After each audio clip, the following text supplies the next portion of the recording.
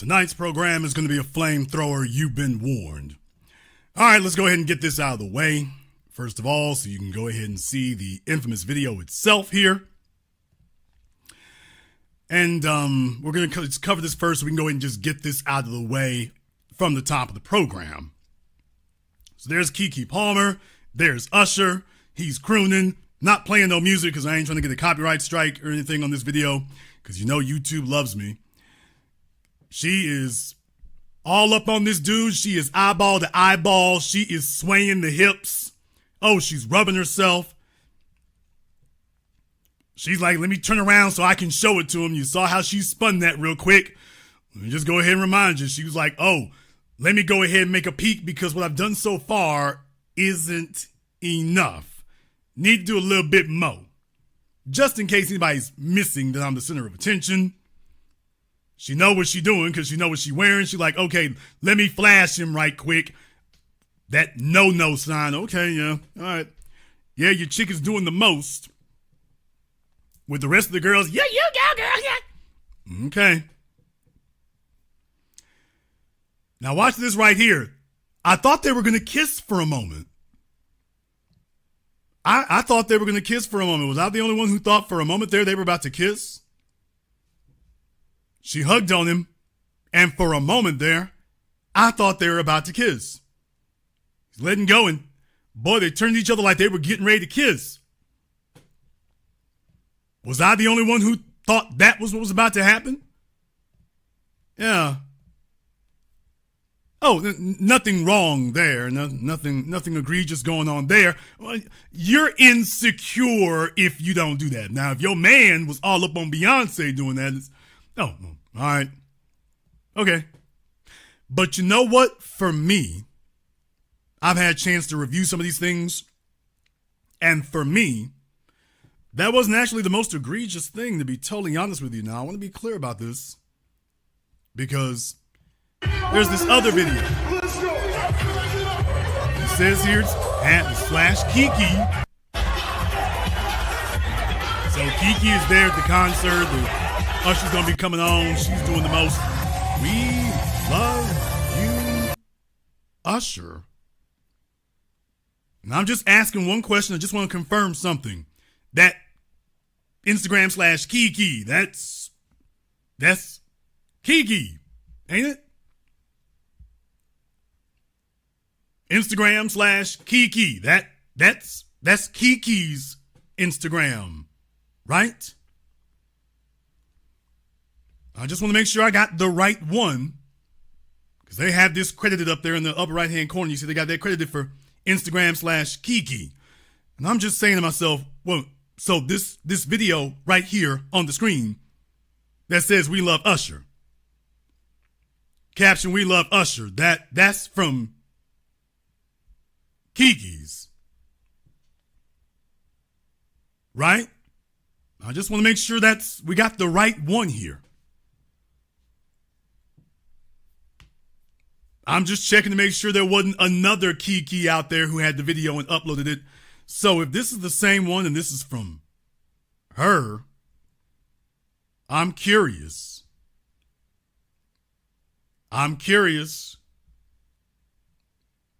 We love you, Usher. All right. Nothing big going on there. Put those side by side. Don't worry about it. For me, this was the one right here that did it for me.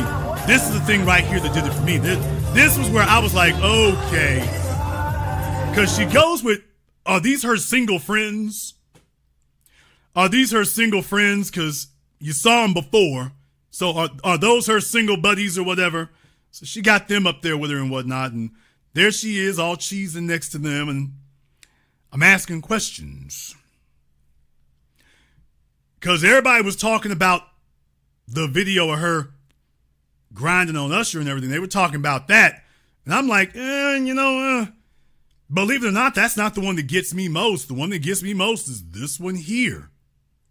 We love you, Usher. We love you. You couldn't just say you love the Usher concert. We love Usher. Okay. Jay-Z said, we love Foxy Brown. We love Lou Cantrell. Okay. Makes perfect sense when you think about it there. Yeah, there's some things you do for attention, but then there are some things you don't. Let me make sure, okay.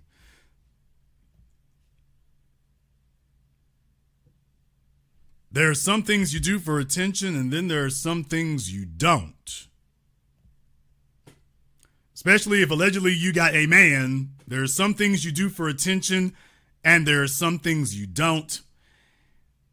But there may be more reasons than that, is what I'm getting at. There actually may be more reasons. And that's the reason that all of you are here tonight. You are here tonight because you want the blackjack microphone to do what only it can. So, sure, why don't we go ahead and take a look at a couple of things. And here's Keke Palmer's Instagram. I'm going to start here because I want to just cover a couple of bases first. First of all, she's got over 13 million followers. And she refers to herself as Big Boss.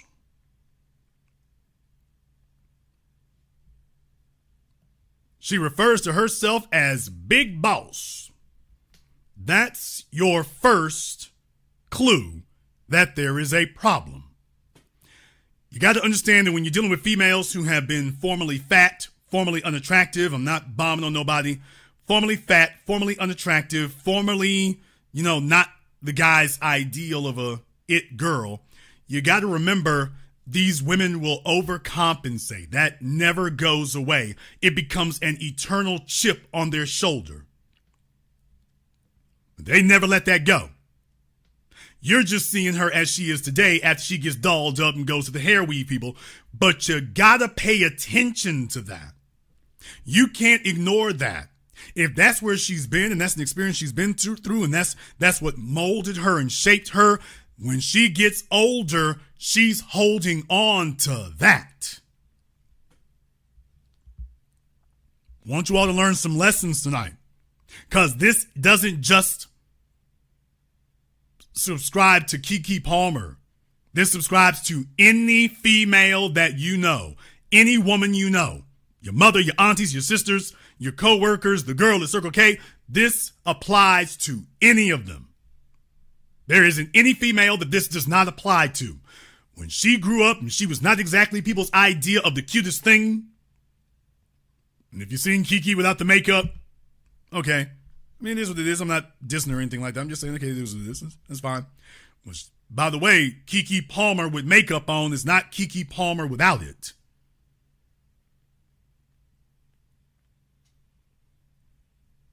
So when you got a female who has later in life lucked up into a position where she gets positive male attention, just understand she's still the same female she was when she was getting negative male attention. She is still that woman. Only now she's probably got a chip on her shoulder. Now she's probably looking for some payback. And if she doesn't have the opportunity or ability to dish that payback on the men who originally did it, guess what? You get hooked up with her, you've been nominated. Now you got a front row seat for everything she didn't get to do to everyone else. If you all agree with what I'm saying here tonight, give me the padlock emoji in the chat room and hit the likes button for me. It's over 2,000 people in here in just the first 9 minutes. Maybe I got a bunch of Keke fans. I haven't even said anything to upset you yet. But if you agree with what I'm saying here tonight, hit the likes button and let folks know you agree with what I'm saying and that it's the truth.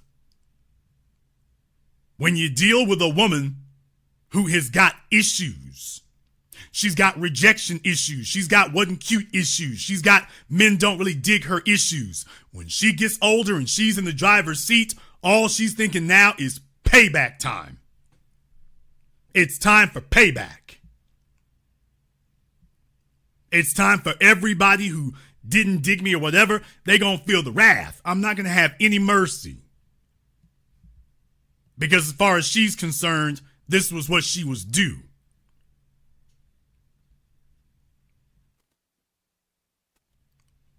I'm going to go over some things here tonight. Some things I want you to learn. Before I do that, I do want to show you the gentleman in question. This is the guy. This is the baby daddy. He's left the one post up with him and her from Valentine's Day. But looks like he dumped off everything else. Now, we're going to deal with a couple of things here first. You take a look at his vocation, occupation. It says writer. You take a look at this. Writer, supreme attitude. This is a problem. I could have told the young man that this was a problem. I could have told the young man that this is a fatal, fundamental flaw. Take a look at the woman you chasing. Take a look at the woman you trying to get with. Describes herself as Big Boss, Millennial Diva. Big Boss, the film and album available now. Big Boss. Then we come over here to you. Please explain to me how in the world that a chick with Big Boss status, she's Big Boss for film and movies and music, and you are supreme altitude.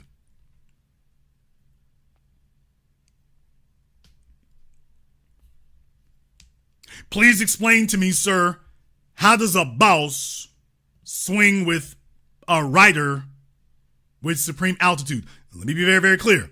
This does not excuse her completely out of turn, out of line behavior. This does not excuse it at all. She was wrong 110,000%. It doesn't excuse it. What I'm having right now is a teaching moment. I'm having a teaching lesson for you all right now because there are a bunch of males listening to me who don't understand how this works. I'm going through his page here, and I'm just telling you right now, I'm looking for your list of tangible accomplishments, sir. And let me be very, very clear. When you are dealing with women, tangible accomplishments does not mean past. This is the one thing that tricks up and pisses off a lot of men. That when we talk about your accomplishments, we ain't talking about what you did yesterday. We're talking about not only where you're at, but where you're going. And I'm taking a look at his page. And I wanted to show you something right here. Do you see these two pictures? The one right here at the bottom in the middle and the one over here on the right. What I'm saying is this all looks very familiar to me. Sir, this looks very familiar to me. I'm asking myself where your life is going. July 11th, 2021. June 25th, 2022. I want to sit the young man down and look him in the eye from a fellow who's heard folk his whole damn life try to compensate with their lack of accomplishments. A man does not lead with his wallet. He leads with his accomplishments. Jason, can you explain to me exactly how that works? I've got no problem with that at all because a lot of people have got the game twisted and backwards here. They don't understand what this actually means. A lot of folk have been saying disingenuous or erroneous things like, well, Jason, you see, he don't make as much money as she does. Get out your pens and your notepads. I'm holding class tonight. For those of you who were with us here last week, you already got the primer on this. Let me remind you. You can be in a situation where a man does not make more money than the female, and yet he's more in command. He's more in control. Jason, can you give us a plain and simple example of that? No problem whatsoever. Cardi B and Offset. Let's be very, very clear. If a rapper of any era has the opportunity to deal with one of these two people, it's going to be Offset 9 times out of 10. Because over the last decade, Offset has gotten built. I don't give a damn if you're not a fan of Migos music or Migos style of music. Migos done worked with everybody. And it isn't Offset's money. I think we can all agree Cardi B probably makes more money than Offset, but Cardi B probably has more money, but Offset has more status. Offset can walk into any place, any arena, any theater, anywhere, and folks gon' deal with him for real on the basis of he's Offset. He has more status. That's just the bottom line. Cardi B has notoriety. Offset has status. Jason, why does that matter? You don't need equal money when you got superior status. For example, black golf players. Black golf players for decades and decades. Why do you think they're always trying to crash the doors at these white country clubs? Because you can be the richest golf player on the planet. You can have the most money of any golf player on the planet. You got more money, but these white country clubs have more prestige. They have more status. Your income doesn't buy status. Hopefully your income and status go hand in hand, but your income cannot buy status. Status equates to genuine respect, which is something that transcends money. When you see Offset working with Pharrell, okay, this is genuine status here. This is genuine respect. Pharrell can get anybody. They can get anybody. When they're coming over here to you, that's status. That's the lesson I'm trying to get through for the young man here. I'm not bombing on you about no money. I'm telling you that what we have is a complete mismatch. You have neither the money nor the status. So what does this tell me? This tells me that you're attempting to get by on personality. And ladies, I gotta tell y'all the truth because you all know this is true. Women are the most devious creatures on the planet. Ladies, I gotta read your mail.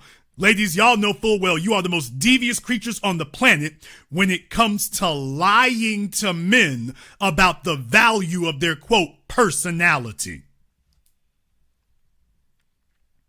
When a female talks to a new fella, when she leaves a dude and talks to a new fella, what's the first thing she says to him about the guy she was with before? Oh, he was mean. Oh, he was abusive. Oh, he was a jerk. Oh, he didn't act right. But you'll notice what you're doing right there is you're leading the new guy to believe that all he has to do is out-personality the previous individual. Females are very, very good for lying to men and deceiving them in that way.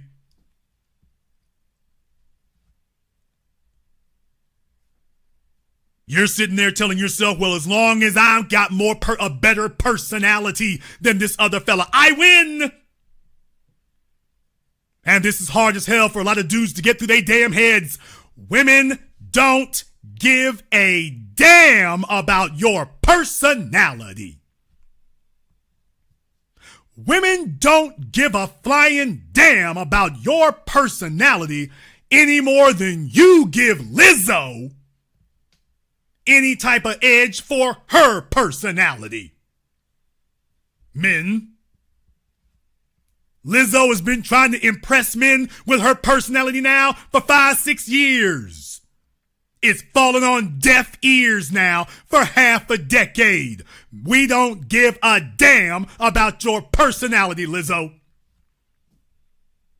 I'm a nice person. I'm a salt of the earth person. I'm generous, but we don't give a damn. Move over to the left so we can get to this thing over here on the right.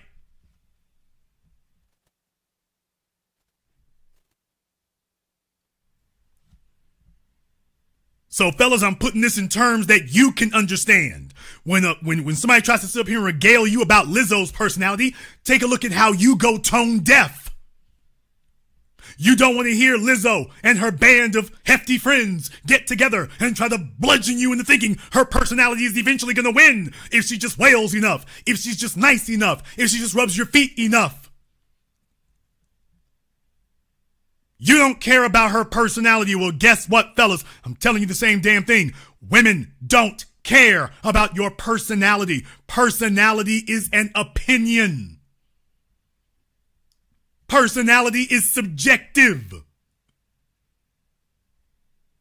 There are two things that women care about: status and accomplishment in a man. Everything else is optional. And remember, I told you money doesn't buy status.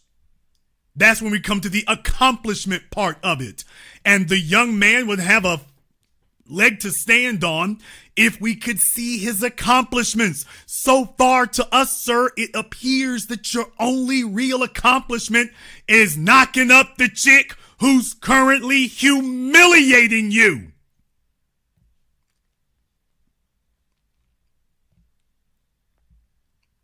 To us, that's what it appears to be.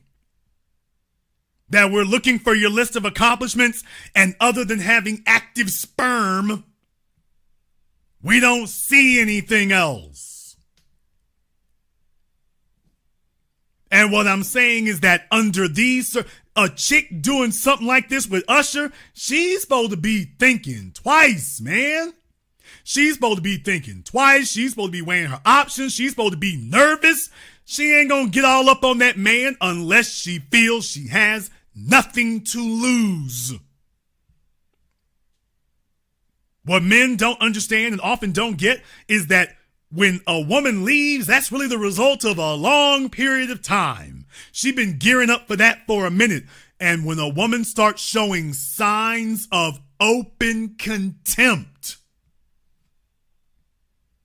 she's been gearing up for that for a minute. She's been working up her courage for that for a minute. And if you're a fellow who you leave very little for her to lose, she didn't have to work up very long. When a woman starts showing signs of open contempt, that is female language for I don't have anything to lose. A lot of folks have been focusing on she thinks she's in the driver's seat. I'm not saying that that's not an element of it. It certainly is. I'm telling you where she thinks the driver's seat is. In the chat room, I'm very, very glad that somebody pointed this out. Somebody sat there and pointed this out in the chat room. I'm very, very glad you said that. They said, Usher STDs. Usher STDs. I want you to understand something here to the dumbass folk who don't get it right here. Get this through your head. Status overcomes everything. Status overcomes everything. Did you hear me? Status overcomes everything. If Usher Raymond had fell off and his career had went into the doldrums, look it up. If Usher Raymond had fell off and his career had went into the trash dumpster, we'd be having a different conversation today. What the fellas here don't understand is that over a decade ago, there was a whole bunch of young chicks who were 14, 15, 16 years old. And they are now 25, 30, 35, 40 years old today. They've been Usher fans since they were teenagers. Nigga, you ain't gonna talk them down? Fellas, y'all talk about you understand women and irrationality. You ain't gonna talk these chicks down from this now? What are you talking about? They've been dreaming about this man since they was teenagers, some of them adolescents. That's another warning sign. If your chick was an Usher fan, look out. Just saying. If your chick was an Usher fan, body count in the dozens. That's my warning sign to all of you here. That's my warning to all of you here is if she listens to certain musicians, Usher, R. Kelly, body count out of sight. Dude, I'm just letting you know. This is reality. You sitting here telling yourself you're going to talk them down. You're not going to talk them down. You're not going to shame them. This is what it is. Look at her sitting up there acting like she crying. You see all that manic expression? She is fangirling out over Usher. You damn right your man is taking notice. You damn right he is. She's on here fangirling out. And what I'm telling you is she's been gearing up for that for a minute. What is she telling you, sir? She's telling you that you may have a superior personality. You might have a superior personality. But she came to this concert because Usher has superior accomplishments. Usher has superior status. Usher knows how to move them. By the way, you take a look at that right there. That's slick, ain't it, right, Usher? Now, we all know the outfit she wearing got the backside out. And you take a look at Usher behind her. We all know the outfit she wearing got the back out. She's sitting there saying, okay, Usher is standing behind her now. We all see it. Okay. I just wanted to let you know, by the way. Yeah, let me give you the 360 degrees. As I impart the 720 degrees of analysis you'll receive nowhere else. Yeah, I brought it to y'all in stereo. Do you believe your eyeballs can have stereo? They do now. They do now. Y'all can see that. Usher was easing on by the camera. He could have just turned real quick and looked off. Usher was easing by. He's like, wait a minute. Let me scope out the view. And she knew what she was doing. Do you see? Oh, she's leaning over a little bit. Now, do y'all see the way she's leaning over? Yeah, okay. Hopefully somebody else out there got another angle on this. You see the way she's leaning over? She knows what she's doing. She's like, yeah, I got no fear. No fear. And Usher just gonna ease on by the camera like a hoopty going by. Easing real slow up on your woman. Easing up real slow. You tell me. The man is giving me life. Are you serious? So he's supposed to just let that go. Okay. I want to make sure you all saw what's going on here so you can see, oh, nobody else showed it to you like this, did they? They didn't show it to you like this. Everybody jumped on it but didn't show it to you from this perspective, did they? She wants to make sure. Here, Usher like a shark. They might as well be playing the damn Jaws music. They might as well be. Dun, dun, dun. Dun dun dun dun dun dun dun dun dun dun dun dun dun dun dun dun dun. I'm just saying. I'm just saying. Jaws coming for your woman.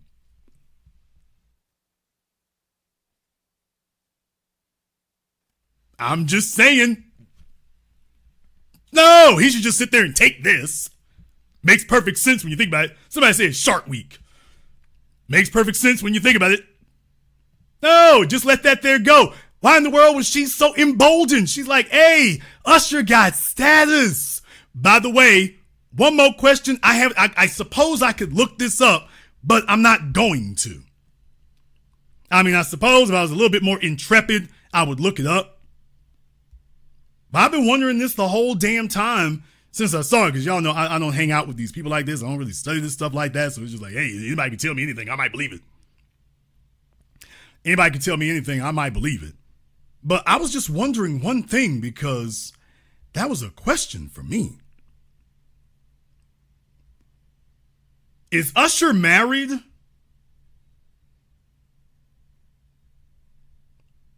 Is Usher married?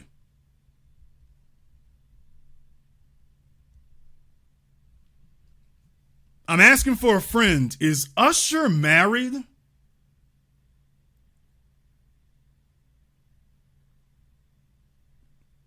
Some of them in here talking about, yes, he is. Then you go Google it.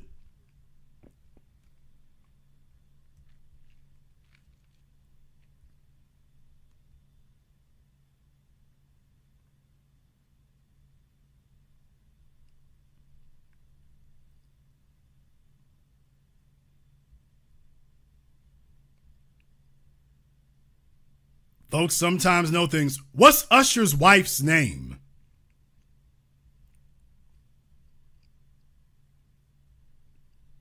What is his wife's name today?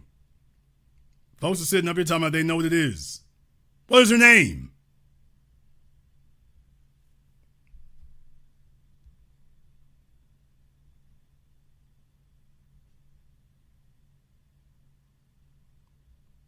Doesn't look like it's tight. Talking about Keke.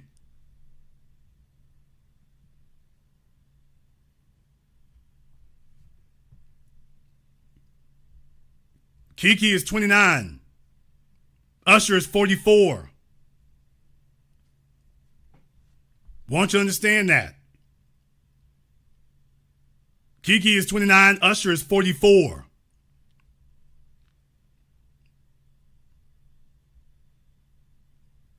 Do you think he's got eyes for something? Do you think somebody is wondering if they can get in? Do you think that somebody is wondering if they can finagle their way in between that? Y'all don't worry. I understand. He's not married. That's why I said there's folks in the chat room talking about, yes, he is. I'm like, you can Google that, right? That's why I said there's folks in the chat room talking about he is. He can Google it, right? Anyway. My point that I'm making is she's 29 and Usher is 44, but Usher is unmarried. What do you think that says to her? You know what? Me and Usher would make a good couple, don't you think? You all tell me, was Keke campaigning? Was Keke campaigning? You tell me. Was she on the campaign trail? Think about it from her perspective. Think about it from her perspective. From her perspective, me and Usher would make a much better couple than me and Struggle Love. Me and Usher would make a much better couple when you think about it. And when she had her opportunity, Hypergamy took the wheel. When she had an opportunity to make an impression on Usher, Hypergamy took the wheel. Said, yeah, damn a boyfriend, damn a kid, damn a commitment, damn all that. Yeah, she's like, I might not get next to Usher anymore. Let me go ahead and make some waves.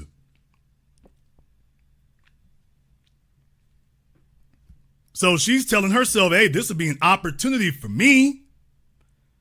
Let me make some waves. Hey, Usher noticed me.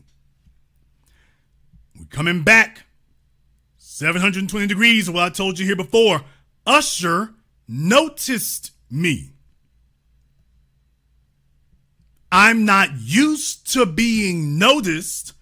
I've spent most of my life not being noticed by men on that level. Why? Usher notices me.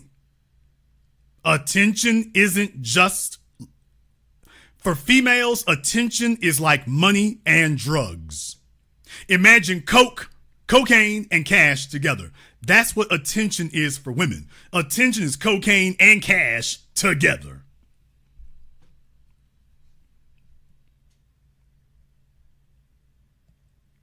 And you take a look here, and for the first time, she's like, I'll be damned. Y'all think about this for a moment.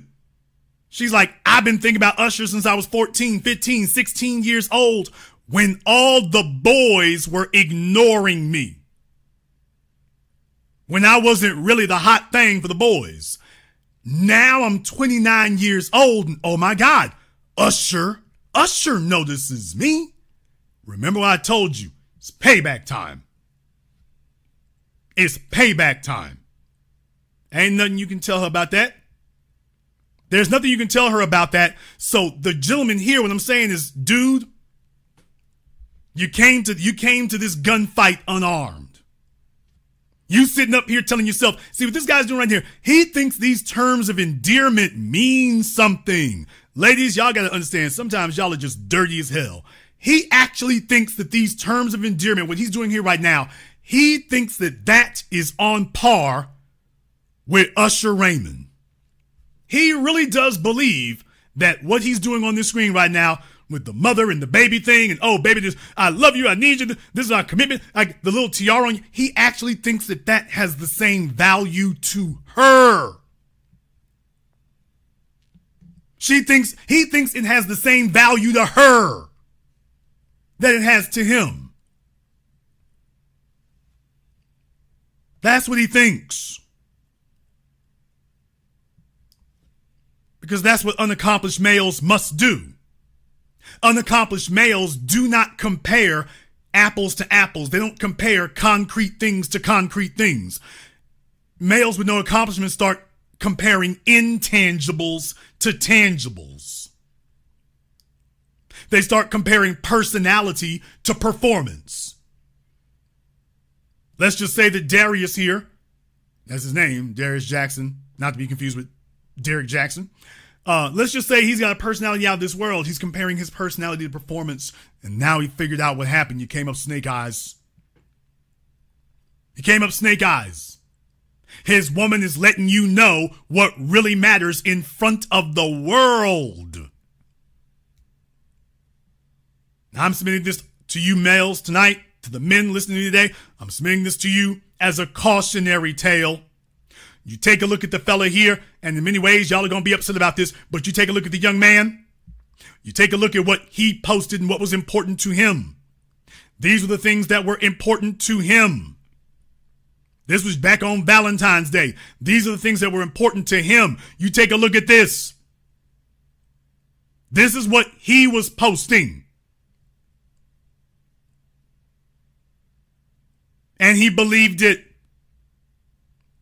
And I'm not saying that she wasn't feeling some of it. What I'm saying is he thought this was a trump card. He probably thought to himself, I'll be damned. She got pregnant by me, dude.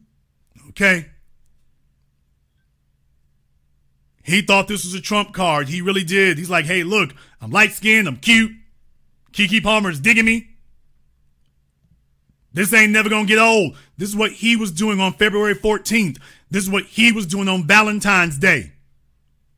This is where he was. And he was telling himself that he was making deposits into the Keke Bank of love and commitment. That's what he told himself. That's what I'm doing. Meanwhile, this woman's got a different idea about how this is going to go. This woman's got a whole different idea about how this is going to work. And furthermore, if it even should. While he's making his deposits into the Keke Bank of love and commitment and value and saying, don't worry, my lack of accomplishments, well, she doesn't really care about money like that because, well, she got the money for both of us and she thinks deeper than that. She thinks deeper than that. Can you imagine it? Can you imagine it? Can you imagine that? That's the thing I want you to understand. I'm saying this because I want you to learn something from this. Jason, what exactly is it that you want us to learn from this?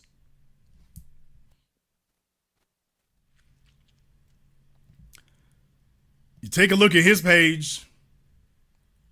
I'm just showing you a couple things. That was January. March 14th. This is February 14th of this year. This is February 14th of this year on Keke Palmer's page. This is February 14th of hers. This is Keke Palmer on Valentine's Day this year. This is Keke. This is what she posted. Let me go ahead and throw this up for you. Didn't know it's on the screen. This is hers. I was messing up there for a minute. This is him on Valentine's Day. This is Keke Palmer on February 14th this year. This is hers. This is what she was posting. She's promoting herself. This is what Keke Palmer was posting on Valentine's Day. This is what she was doing. She was promoting herself. She was promoting herself. He's over here promoting her on his page, and she's like, thank you very much. She's over here promoting herself. Y'all don't have to believe me. You can go take a look at it for yourselves. Go take a look at it on your own. Don't believe me. It's there. See, fellas don't sit up here and take notice of these kind of things. You need to go check out your woman's social media, my dude. All of you, ALL, every single one of you. Boyfriends, baby daddies, husbands, divorced. You need to go check out your woman's social media. See how she comports herself and see if it's equal. See if you big up in her, and then go see if she big up in you. See if she doing that. Now, to be fair, I'm going to be fair. Don't worry, I'm not skewing the numbers here. To be fair, she also posted this. She also posted this. To be fair. She did throw it up there. However, number one, that wasn't the first thing she threw up. First of all, that wasn't the first thing she put up. Number two, some of this stuff been from somewhere. She went back in the crates. And by the way, you know this, Keke is around him without her makeup on. She's around him without the makeup on. And he was telling himself that, hey, if I deal with the acne and everything else, I'm gaining points with her. I'm gaining points. Don't listen to that Jason Black dude. He don't know nothing. I'm gaining points, man. Don't you see? Yeah, she was big up at me on Valentine's Day. Are you sure? Are you certain? Are you certain? I just want to take a moment here to put this in its proper context for you all so that you would see exactly what I'm seeing there. I want to put it in its proper context. There are a couple of other things that actually stuck out to me as well. There were a couple of other things that stuck out to me, and I've been just curious about them because I haven't really been able to verify some of those things. But here, for example, I see her. She's in the car. She's singing. She's got her hair all over the place like Wolfman Jack. And old dude is sitting over there. No, he's driving. I understand. He's got the reverse camera on. I'm just saying he's just sitting over there driving. The baby seat's in the back seat. She is showing out, ain't she? This is February 27th. But she is selfieing her ass off.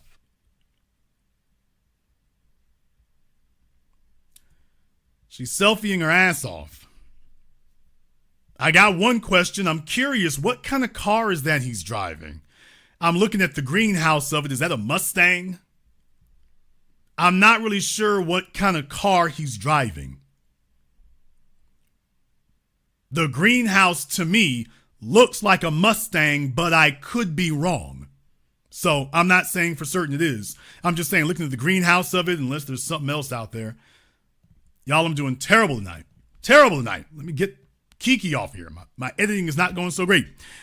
I'm taking a look at this here, and I'm looking at the greenhouse of the car. And I'm trying to figure out what kind of, because I can't tell from the steering wheel.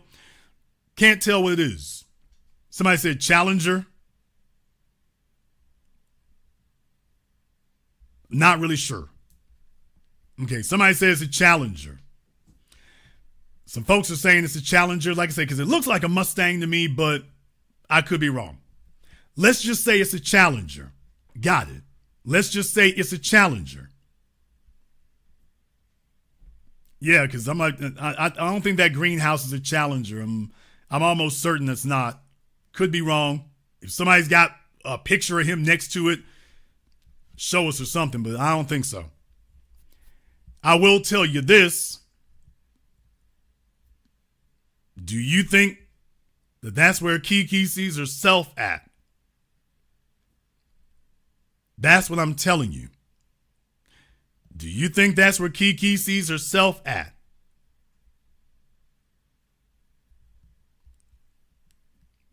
I'm trying to make that point to you. Do you think that's where she sees herself? What I'm saying to you here is it looks like a little sports car. It looks like a little sports car. And the point that I'm making about it is that when you're young, when you fellas are young, y'all are all cool to go pick up a sports car, so a Mustang or, something else like that. Y'all are real cool for that. I want you to understand the car that you're driving says something to a female. It tells her about where you are in life.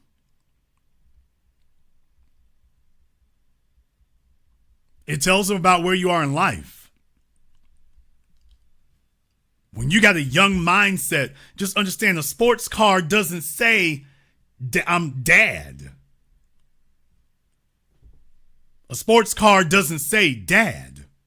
A sports car says young and sporty. A sports car says single man. It doesn't say dad in charge. No, I do not think that's a Challenger at all. I don't. I'm supposed to have a Challenger. I don't think that's a Challenger, period. But regardless of that, what I'm saying is it's not an exotic. It's not terribly expensive. And it doesn't appear to be terribly expensive. And take a look at the status of it. Take a look at the status of it. That's the point I'm making. We're going to come back to that. We're going to come back to that in just a moment here, but I want to touch on something else real quick here. You take a look at after the incident, and you take a look at when she posted up and everything, and it's gotten millions of likes because there's a bunch of females out there that hate men. Some of you guys out there, tonight's program is about signs of open contempt from women. Most males cannot tell when a female hates men. Most fellas are so dogmatically addicted and concerned about getting next to a chick's drawers, they don't even recognize when a female hates men. Do you all know that most of your strippers at these strip clubs, they hate men? No. I didn't say they got a little attitude. They hate men. They despise men. They can't stand men. As far as they're concerned, stripping is like an act of violence. That's why so many strippers rob men.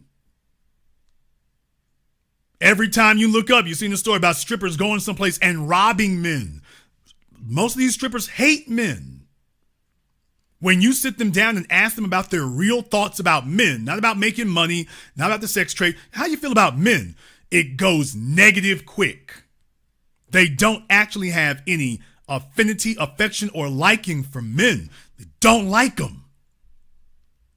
That's why every time you turn around, it's a story like that. Somebody saying something like that. Oh, they don't like you. You need to recognize when that's reality. They don't. Because she sees you as weak. Whether her dad was involved or whatever, she sees you as weak. All she got to do is throw the butt cheeks and you're a slave. She's like, I don't like men. Fellas need to recognize signs of open contempt when women despise you. Because a woman knows I can't whoop your ass with my fists. I got to whoop it with something else. I can't whoop your ass with my hands. I got to whoop your ass with something else. So understand, fellas, when a woman has contempt and she realizes, beating your ass with my hands isn't really an option, they go for plan B. Let me go ahead and embarrass you. Let me shame you. Yeah, I can't whoop your ass with my hands. I'll whoop your ass with a cell phone camera.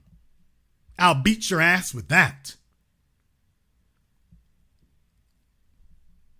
But I also want to show you all another reason why women carry open contempt for men. Take a look here. Let me give you Exhibit A. This clown ass nigga right here. Jason, did you just sit here in front of everybody and sit up here and tell them that this was a clown ass nigga? I sure did. This clown ass nigga right here. And deal with it, nigga. is sitting up here saying, women deserve the opportunity to feel beautiful and sexy after they have children. It's a birthright. So many women lose themselves. First of all, all right. Dictionary.com. So many women lose themselves and confidence after having children. I feel like Keke is inspiring to so many women. Moving and shaking after the baby. Working and progressing and coming into true woman. She's 29, coming into true womanhood. What the? Love that for her and all the women who get to see it. So y'all got to understand, when a dude is crawling on his belly like a worm, like a snake, this is what you end up with. This is what you end up with. And who is the dude? This is him right here. This is him right here. Looking like Halle Bailey with a beard. Take a look at him, all soft and moist. He looks like he's looking for some men to snuggle up with. While he's talking about what the women need to do. No wonder he's okay with that. He looks, and all these like, oh, I'm not wondering, I don't even know what the hell that is. Okay, I was trying to get it to bring up his photo here and whatnot. I'm like, what the hell is that? Those berries he's in, I don't know what the hell it is. He looks like he's looking for some big, strong men's. While he's sitting up here telling the world what they don't need to be doing. Y'all need to let these women do what they do and let them wild out. I can't get the picture to come up any bigger, but I don't know if he's on the blueberries or whatever, raspberries, whatever the hell he is in. But y'all take a look at him. First of all, somebody get him a real barber to edge up that beard. It's like the barber just said, hell, I'm doing an upside down triangle. Deal with it, nigga. And his eyebrows, okay, so yeah, he looks like he's looking for some man loving. And I ain't hating on him. I'm just saying, dude, leave us out of these conversations when you show up. Fellas, if you want to know why it is we get so little done, I'm ready to step up, be stepfather.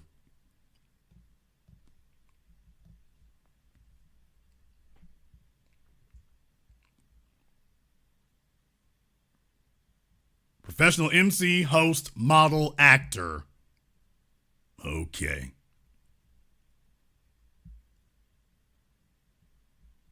He's ready to step up and be stepfather. Looks like he already stepped up.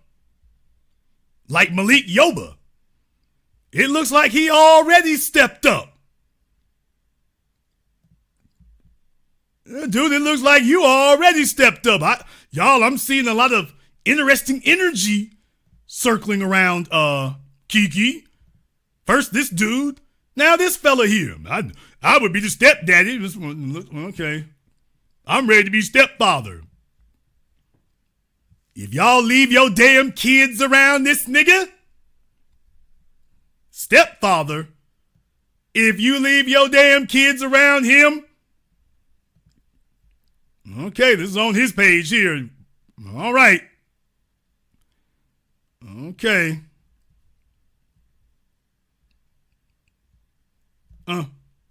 All right. Booked as a model for a photography class at the Bakery Studios last week, and magic happened. I don't even want to know what the magic was at something called the Bakery Studio. I don't even want to know what it was. He's ready to be a stepfather. This was in your comment section, Keke. He's ready to be stepdaddy.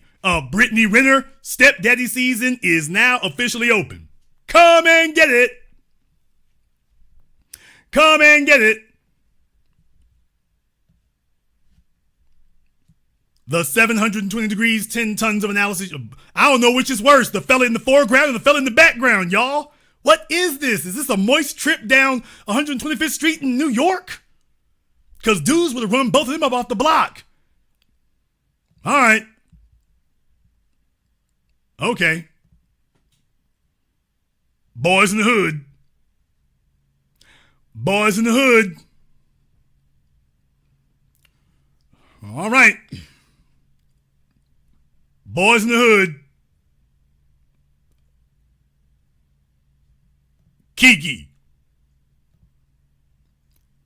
Keke. Keke. Is this one of your supporters doing all that talking? Keke. Is this one of them? Because y'all didn't even think about it when you clicked 1,000 likes. Excuse me? Hello? Keke, is this your man's? What is going on here? Oh, this is the most afflicted studio. Is this your man's? Is this your man's, Keke? I mean, he is sassier than the women. Is this the man? Talking about he's ready to be I'm ready to be a stepfather. This is his idea of stepping. Oh, he stepped up all right.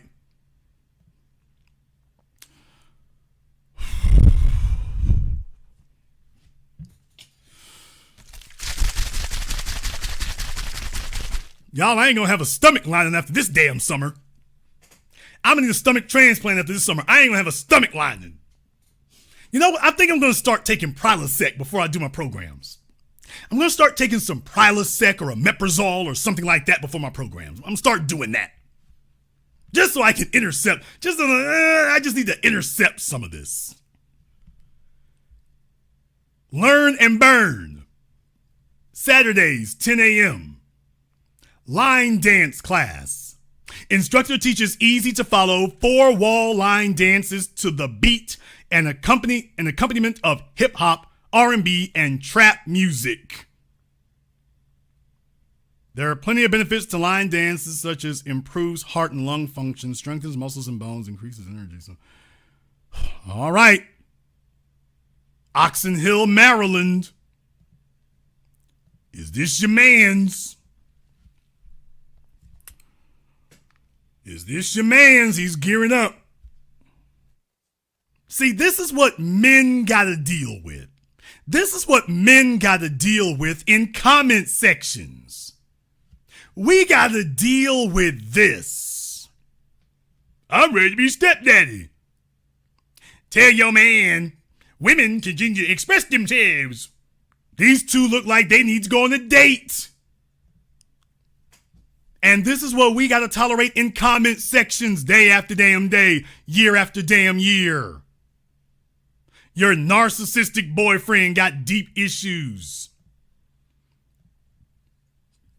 Let's take a look at you. Why the hell does she look like that chick from that animated movie Brave? You sitting up here talking about narcissism. Tell your nanny stop hating. Hakeem the Dream. What the hell about him as a dream? This is Hakeem the Dream. Y'all, did the Pride Parade make its way to Keke's page? Did the Pride Parade just make its way through Keke's page? Is that her fan base? Ain't no hating. Is that her fan base, y'all?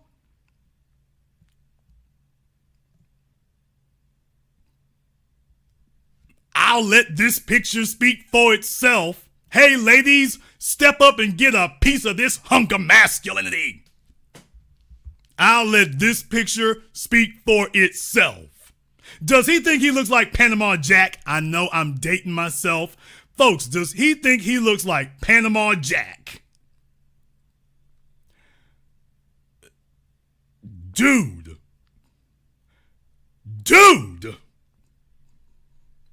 If them shorts were any shorter,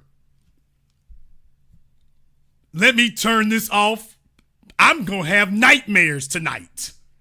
I'm going to have nightmares.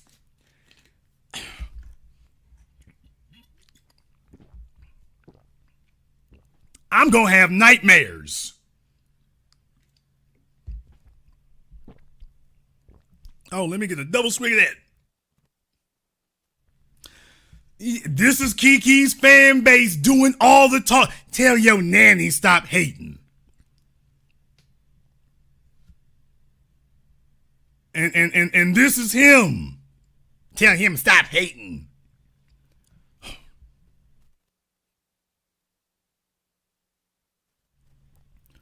Folks,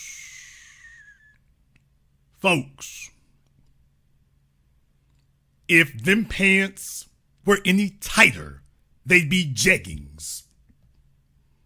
What is going on? It looks like there's about a foot of distance between the bottom of his pants and his shoes. What is going on? He can't wear socks. He got to wear stockings. Who's in charge of the dress code?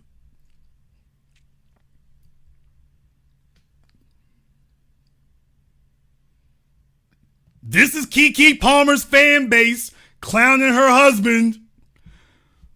Just in case some folks thought I was exaggerating. Y'all, just in case you thought I was exaggerating, I'm picking up a trend. I'm picking up a trend. All I'm doing is going straight down the comments. Someone said he got Little Lemon on. Okay. I'm just going straight down the comments. Ladies, step on up and get it. Step on up and get it. He's ready for you. He's ready to be a stepdaddy. And he thinks that your man is weak. Tell your nanny stop hating. So this fella right here is attacking another man's manhood. This guy right here is attacking another male's masculinity. No, I'm serious. This guy is attacking another man's masculinity. Him.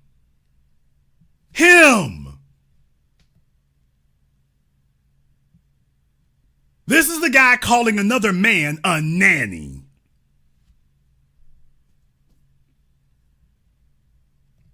Stop the world and let me off. Oh boy. Name this costume. In the chat room, live or in the comment section later, if you're watching this recorded, take a look at this one. Name this cartoon character. Name this villain. I'll let y'all do that.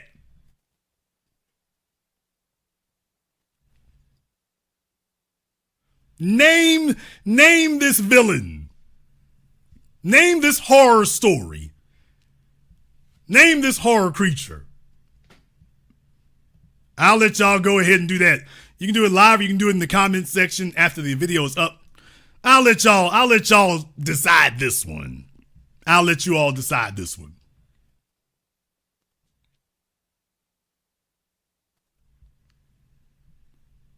Somebody said count Batty Boy. All right. This is Keke's comment section going after this guy. And what I'm saying is to the fellas out here, dudes, to the fellas who ain't out here line dancing and popping they boo thing, to the fellas who ain't out here adjusting their thongs, to the fellas who aren't out here adjusting their thongs and putting in their shoe cushions in their heels. Fellas, we don't do ourselves any favors co-signing this mess. We don't. Because there's rules to the game and there's rules to this that you're not understanding. When women get rewarded for open contempt, see, women don't get on code against us. Against themselves like this. Males are so damn desperate in these guys' cases, they ain't even desperate for a woman. These guys ain't even desperate for a woman.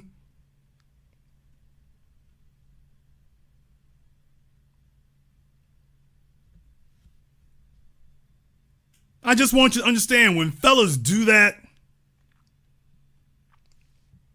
when fellas do this guy here, this is the outfit her weak ass boyfriend was crying about. LOL. Boys soft. 5,000 likes. Boys soft.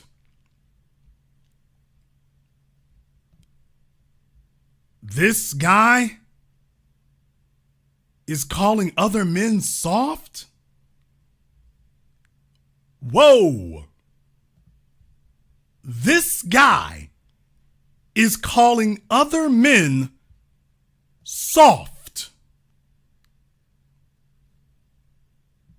Did y'all see that little walk, that little jog he was trying to do? 1, 2, 1, 2, 1, 2. I mean, look at him. He thicker than the females are.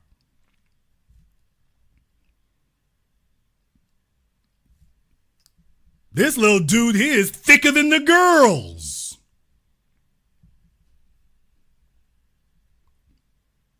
I mean, he looked like he fresh back from the BBL clinic.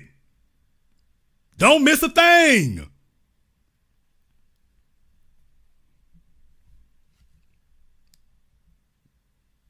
I mean, he looks succulent. You know, I was talking about he looked juicy. He looks succulent. He looked like he needs a job at Lenox Mall on the 2nd floor. If y'all didn't see that fella up there, if you ain't, don't worry about it. Oh, I got to click on this. Wait a minute, what is going on here? I got to click on this.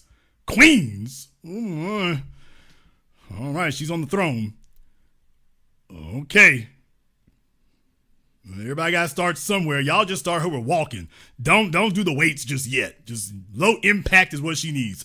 Oh, what is this class here? Is this one of these hoe exercise classes? This is one of these hoe exercise classes where they have you doing stupid stuff with the weights. All right, it's one of those. Yeah, y'all, just in case you thought I was being mean before, he's like, this guy's calling people soft. This is the guy calling another fella soft.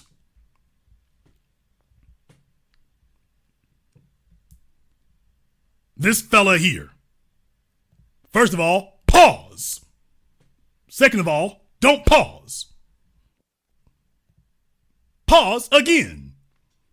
I mean, what kind of little orphan Annie run is this doing? I think your man is soft, Keke. I think your man is soft.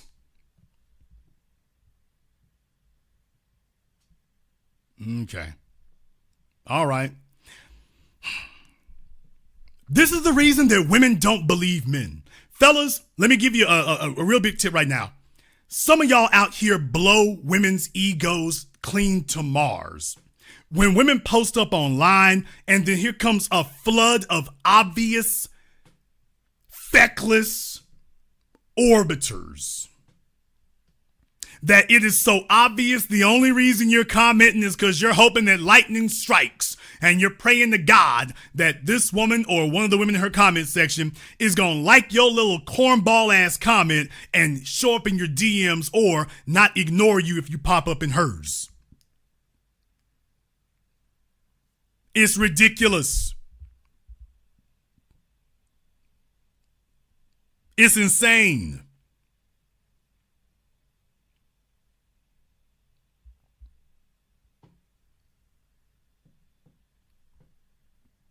No, I meant what I said.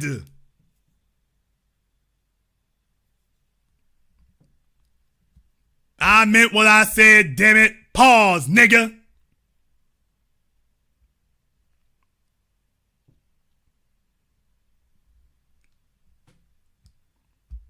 These fellas sit up here and come swinging in like Nigazan, not Tarzan, Nigazan.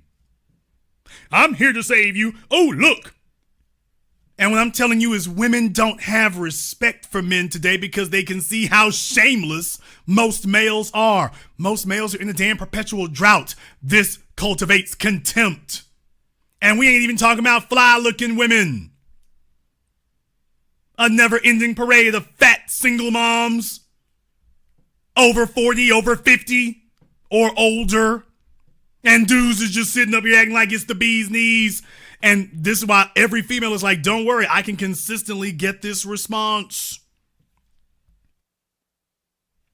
Ain't no standards for most of these dudes, and that's why the females don't like it. Because they can see you're phony. This fella here thinks that dissing another male is making him look big in the eyes of the females. But then again, judging by what I've seen, he's not very popular with the men, at least not the men I know.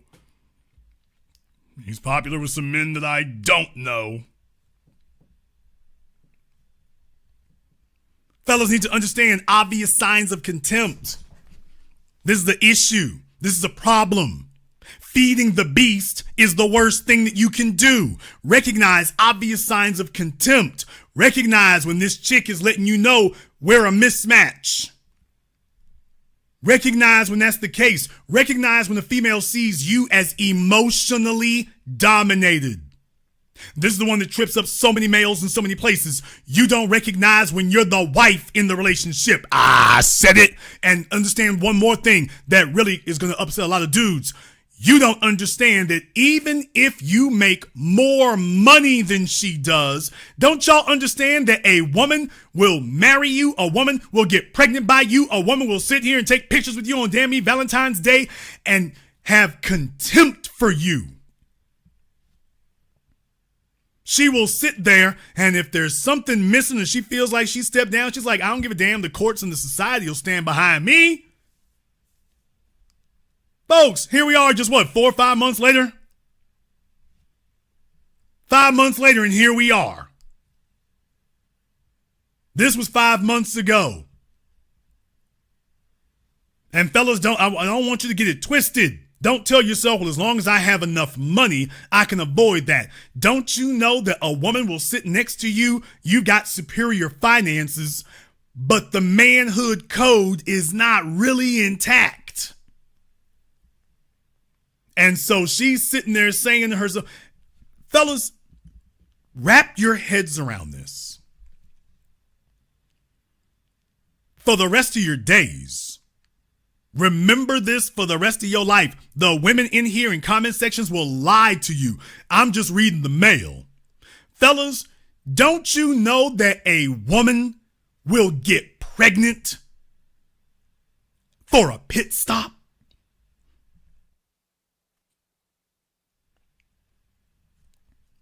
Men listening here live and around the recorded live and around the world, do you know that a woman will get pregnant for a fella that she considers to only be a pit stop?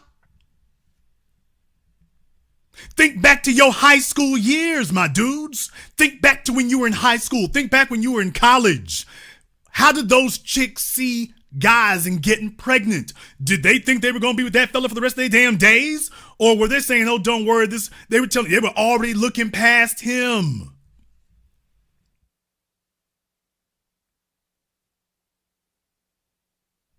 A woman will get pregnant for a pit stop.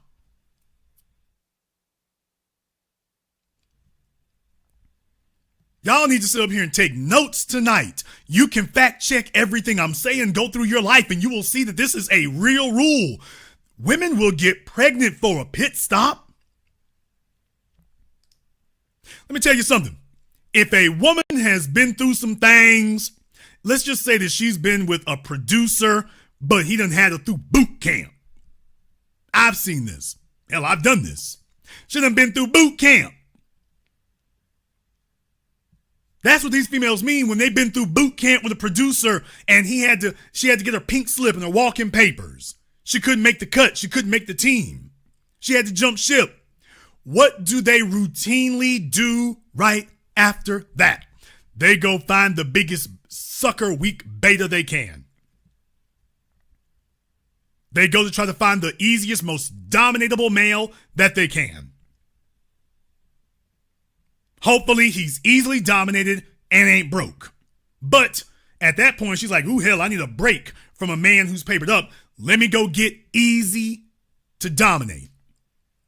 That he will emotionally cater to me. And that fella is sitting there breaking his arm, getting to his elbow, patting himself on the back, talking about how great it is. not recognizing that actually, dude, she's course correcting. You're a pit stop and you don't know it yet. To complicate matters further, what if she doesn't know it yet? What if you are a pit stop for a woman who doesn't know that you are just a pit stop yet?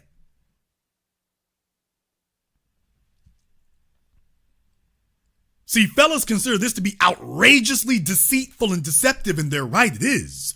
But I want you to think that over for a moment. Fellas, what if you're a pit stop for a female who doesn't even know that you're just a pit stop for her? Dudes, a woman will get pregnant by you as a pit stop. A woman will marry you as a pit stop. A woman will sit here and plaster pictures up as a pit stop, knowing that you ain't the one. But if you look for certain signs, you'll notice something. If you look for certain signs, you notice that there's a discrepancy in how she treats you versus other people. You'll notice there's a discrepancy. First thing y'all need to recognize is check out a female who ain't got nothing but damn me, selfie, selfie, selfie, selfie. Her whole wall is selfie, selfie, selfie, selfie. Everything she does is selfie, selfie, selfie, selfie. 90% of what she puts up, selfie, selfie, selfie. Oh, you messed around and end up here? Don't worry, she'll just talk about herself. Selfie, selfie, selfie, selfie. Oh, look, I don't even need that fella for this selfie. Dudes overlook that. Long as she look fly and she's not running me out the house with a butcher knife, I must be okay. Selfie, selfie, selfie. The other thing is, I want you to understand something else. Fellas, when a female has open contempt, she talks about herself and her accomplishments. If she mentions you, it's usually only gonna be in the context of how you enhance her. It's only going to be in the context of how you are enhancing her. You all need to go through your comment sections, go through your woman's cell phone, take a look at y'all's text message exchanges. See what she says. See the words she uses and the verbiage that she uses. See if her verbiage is self-oriented. You see, when a woman considers you to be of higher value than her, she dotes on you. She looks a certain way at you. It don't matter if you're not looking at her. See, when a woman is into you, it doesn't matter if you're looking at her or not. She's always looking to you. She's not looking at you like you're a damn fan.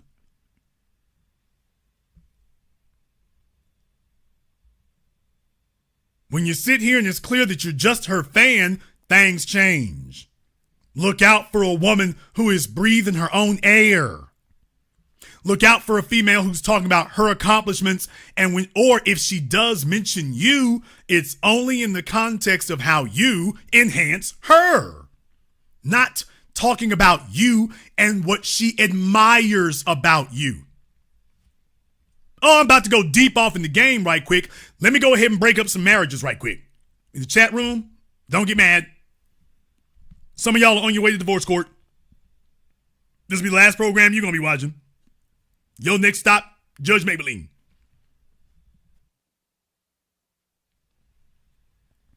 If a woman truly admires a man, she doesn't just put up lovey-dovey posts. She talks about his accomplishments and what he's done. Let me give you an idea. Fellas, your woman is really into you if she talks about something you can do. If she talks about how you're a good mechanic, even if she doesn't know a damn thing about cars, she acknowledges and respects that. When she sees you doing that, she's like, hey, I got a dude. And she respects that. If you do remodeling on the house, if you know how to knock out the sheetrock and everything and put up plywood and stuff, especially if you're in her house, the house you all live in, I mean, the one she lives in, man, look here. She's going to take pictures of that. She's like, I got a dude. These are not things that come back to your income. These are not things that come back to your star power. You all need to start doing some check-in. Check your cell phones, check your text messages, check your social media, check your DMs, check your family and your friends. Start asking yourself, when's the last time your female did that? Talking about things that don't come back to her, talking about things that she specifically admires about you. When I used to be a kid, I used to not like it when females said I was a brainiac. Now I'm a damn grown man and I recognize what the hell that means. That means that females respect my intelligence. They respect my intellect. Fellas, recognize when a female doesn't use words like that and can't bring up any examples. She doesn't talk about things that you know that she doesn't. Women respect a man. Respect. Notice I didn't just say admire. She respects, which has an element of fear. Not fear as in terror, but fear like a fire or electricity. That you respect is how incredible it is, and it must be handled a certain way. When a woman talks about specific attributes that you have, nice guy isn't a specific attribute. Jason, why are you yelling it? Because nobody else is telling it. What?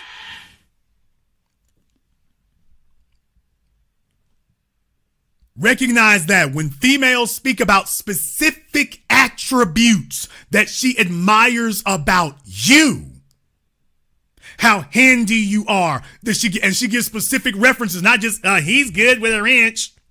That she was so enamored with what you were doing that she stopped what she was doing right then, right there, that day to show you.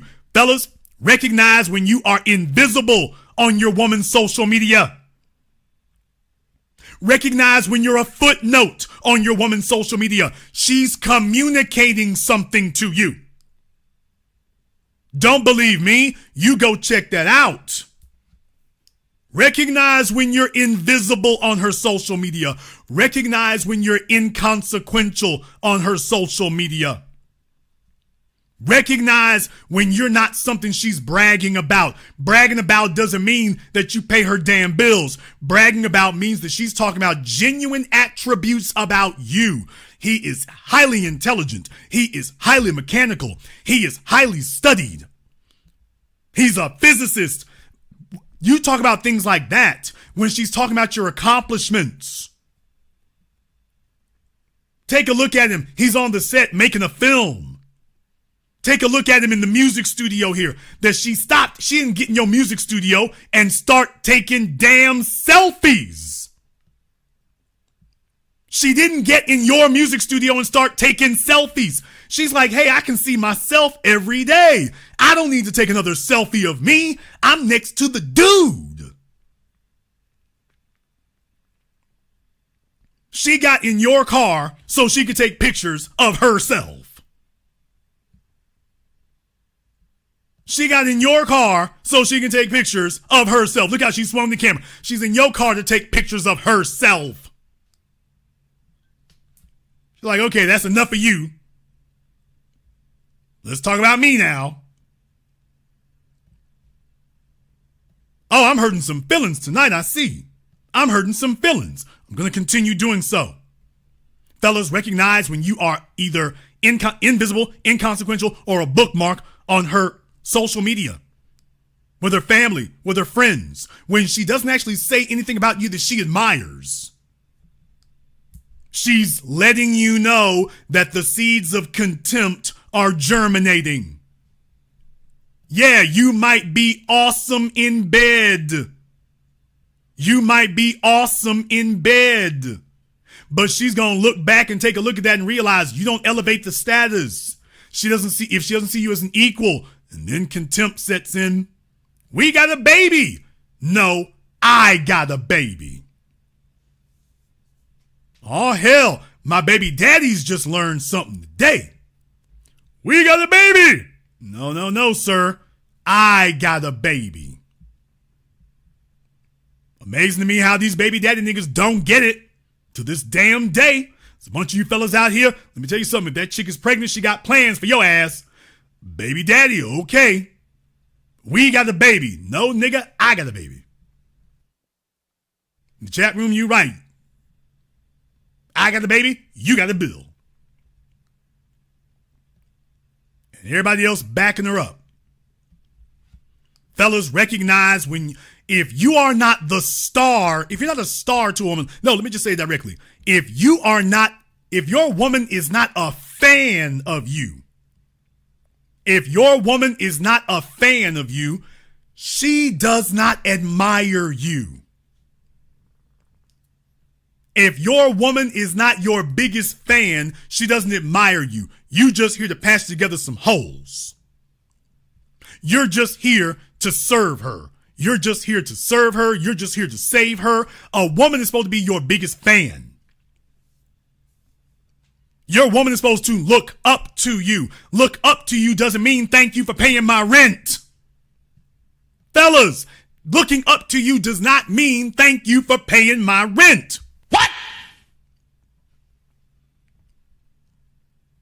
Some of you don't get it.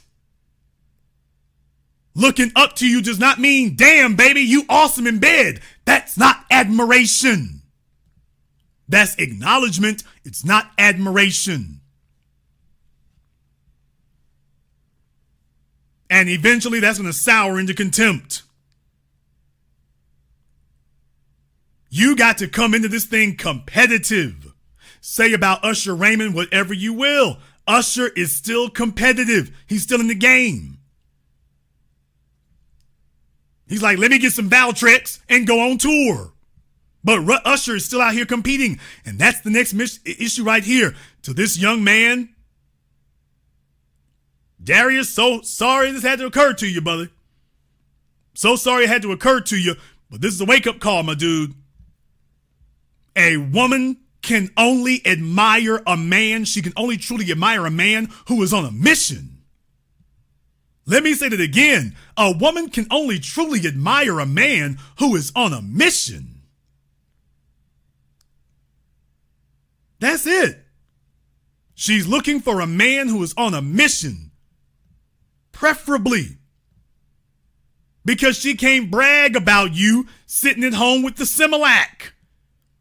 Fellas, it doesn't matter how well you can birth the babies. It doesn't matter how well you get along with the neighbors. It doesn't matter how well you're admired at the PTA. A woman is looking for a fella who is still out here, still in the field, still conquering, still chopping heads, still taking his piece of the world.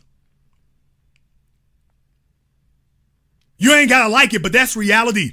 A woman can only admire a man who is still on the battlefield, still conquering. If you fall for the lie that your woman can respect you being at home, Mr. Mom, get ready for her to get a boy toy. The biggest lie in the world that females tell a male is that she's okay with him sitting at home and don't worry, baby, you ain't got to conquer nothing else. Why do y'all think that these females leave these professional athletes after they retire?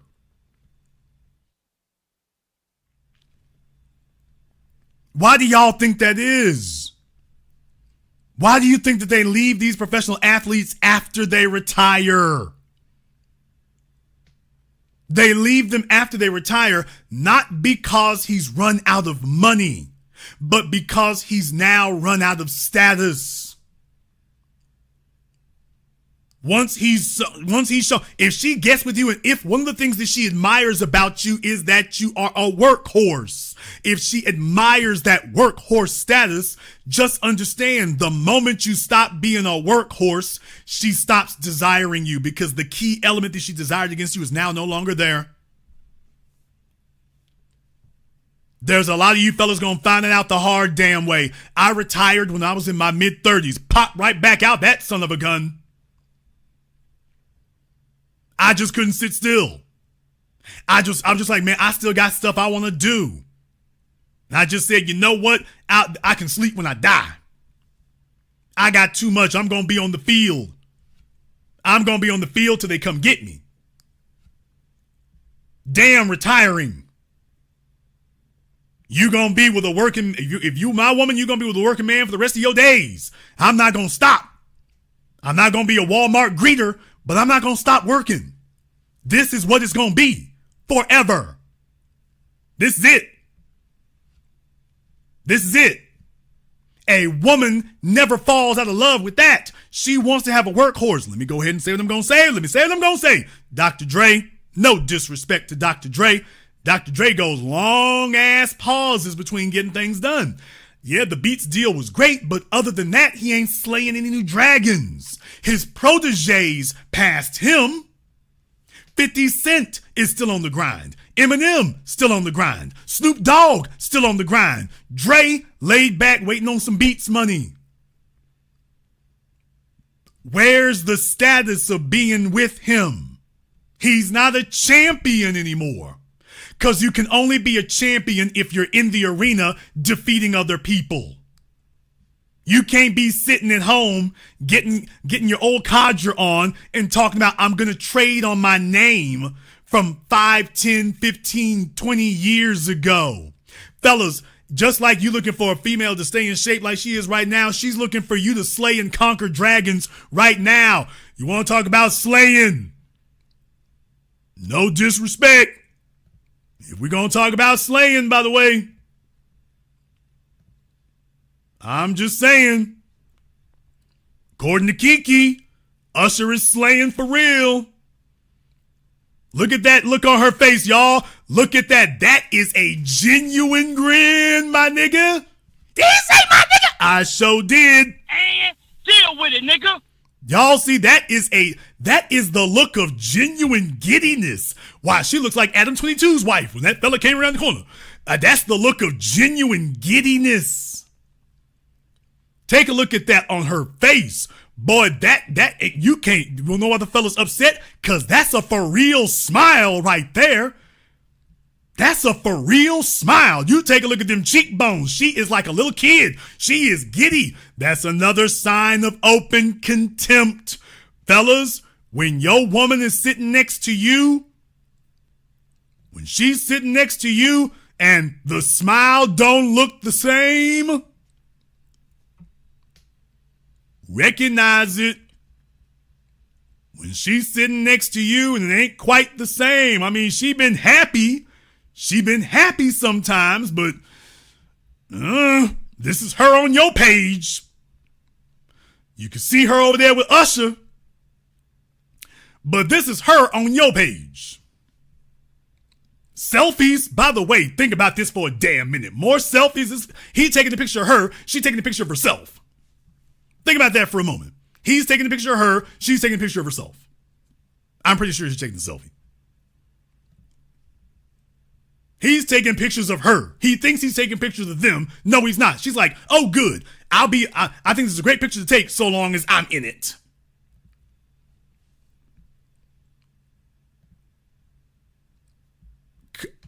A tale of two smiles. A tale of two smiles. Take a look. His smile is even bigger than hers.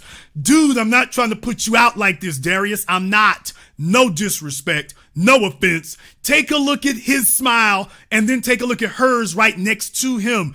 He's much happier to be there than she is. Look at that. He's much happier. Do you see the telltale signs are there? Fellas, just because you got into bed with a woman doesn't mean that you've dominated her psyche. It doesn't. Take a look at that. And then take a look at her with Usher. I'm embarrassed for the young man. I ain't trying to humiliate him. I'm just saying, dude, I hate you got to go out like this. I hate it. I don't think it's right. I don't think it's right. Oh, let me show this right quick. Just like I did before here. Take a look at that. Take a look at that. Cheekbones fully engaged. Cheekbones fully engaged. This woman is genuinely giddy. She is genuinely giddy is what I'm trying to tell you. This is giddiness. Oh, she's geeking like a little girl. She is geeking like a little girl. And folks telling this fella he ain't got to worry about being disrespected. I know what the problem is. He don't see this. He doesn't get to see this. But Jason, I suggest you don't try it. You mean, Jason? Don't try it. But shut up. I'm talking anyway, Jason. Take a look at her in the car. See, she's showing herself with him. Take a look at her. Big ass grin for herself.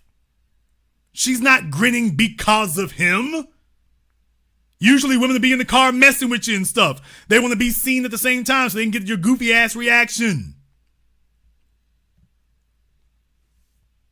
You're here to service her. Hey, let's talk about my favorite subject, me.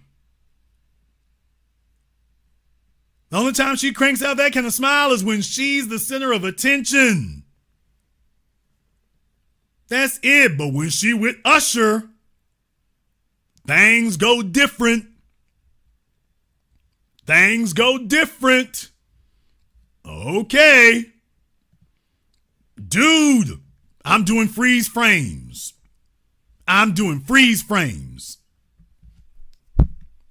Fellas, recognize when a woman don't smile for you like that. Recognize when a woman doesn't get genuinely excited. Too many fellas are like, well, it don't matter if her excitement is 5 out of 10, so long as my sexual access is a 10 out of 10. Fellas, recognize this. It's not good. It's not good. I'm showing you what genuine excitement looks like. The man had already talked to her once, whatever the hell he was doing. Maybe this was part of that. She was giddy all the damn time. Take a look at these two pictures. Take a look.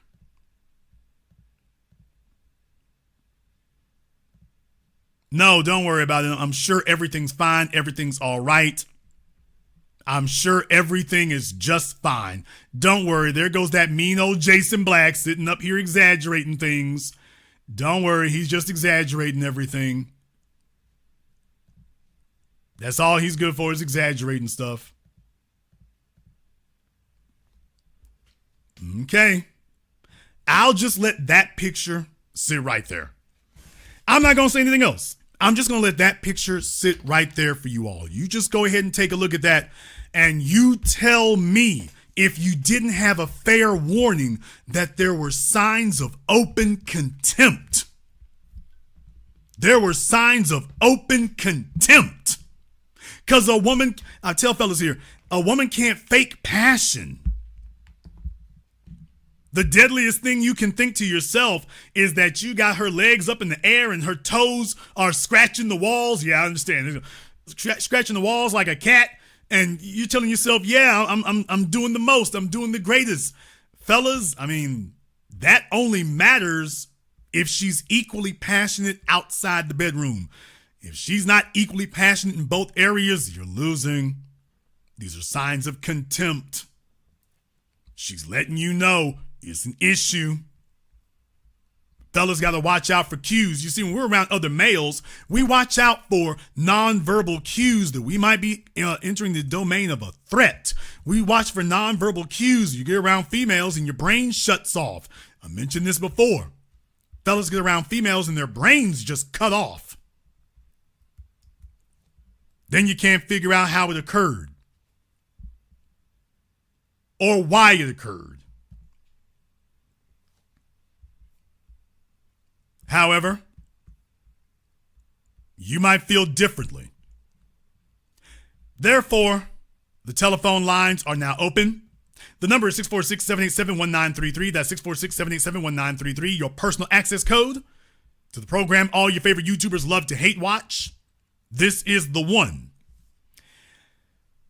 You can go ahead and give us a call. I'm also going to go ahead and open up Zoom for everyone here. Please keep in mind that Zoom does get priority. So I do give priority to people who call on Zoom. Just make sure that your microphone and your camera are both on.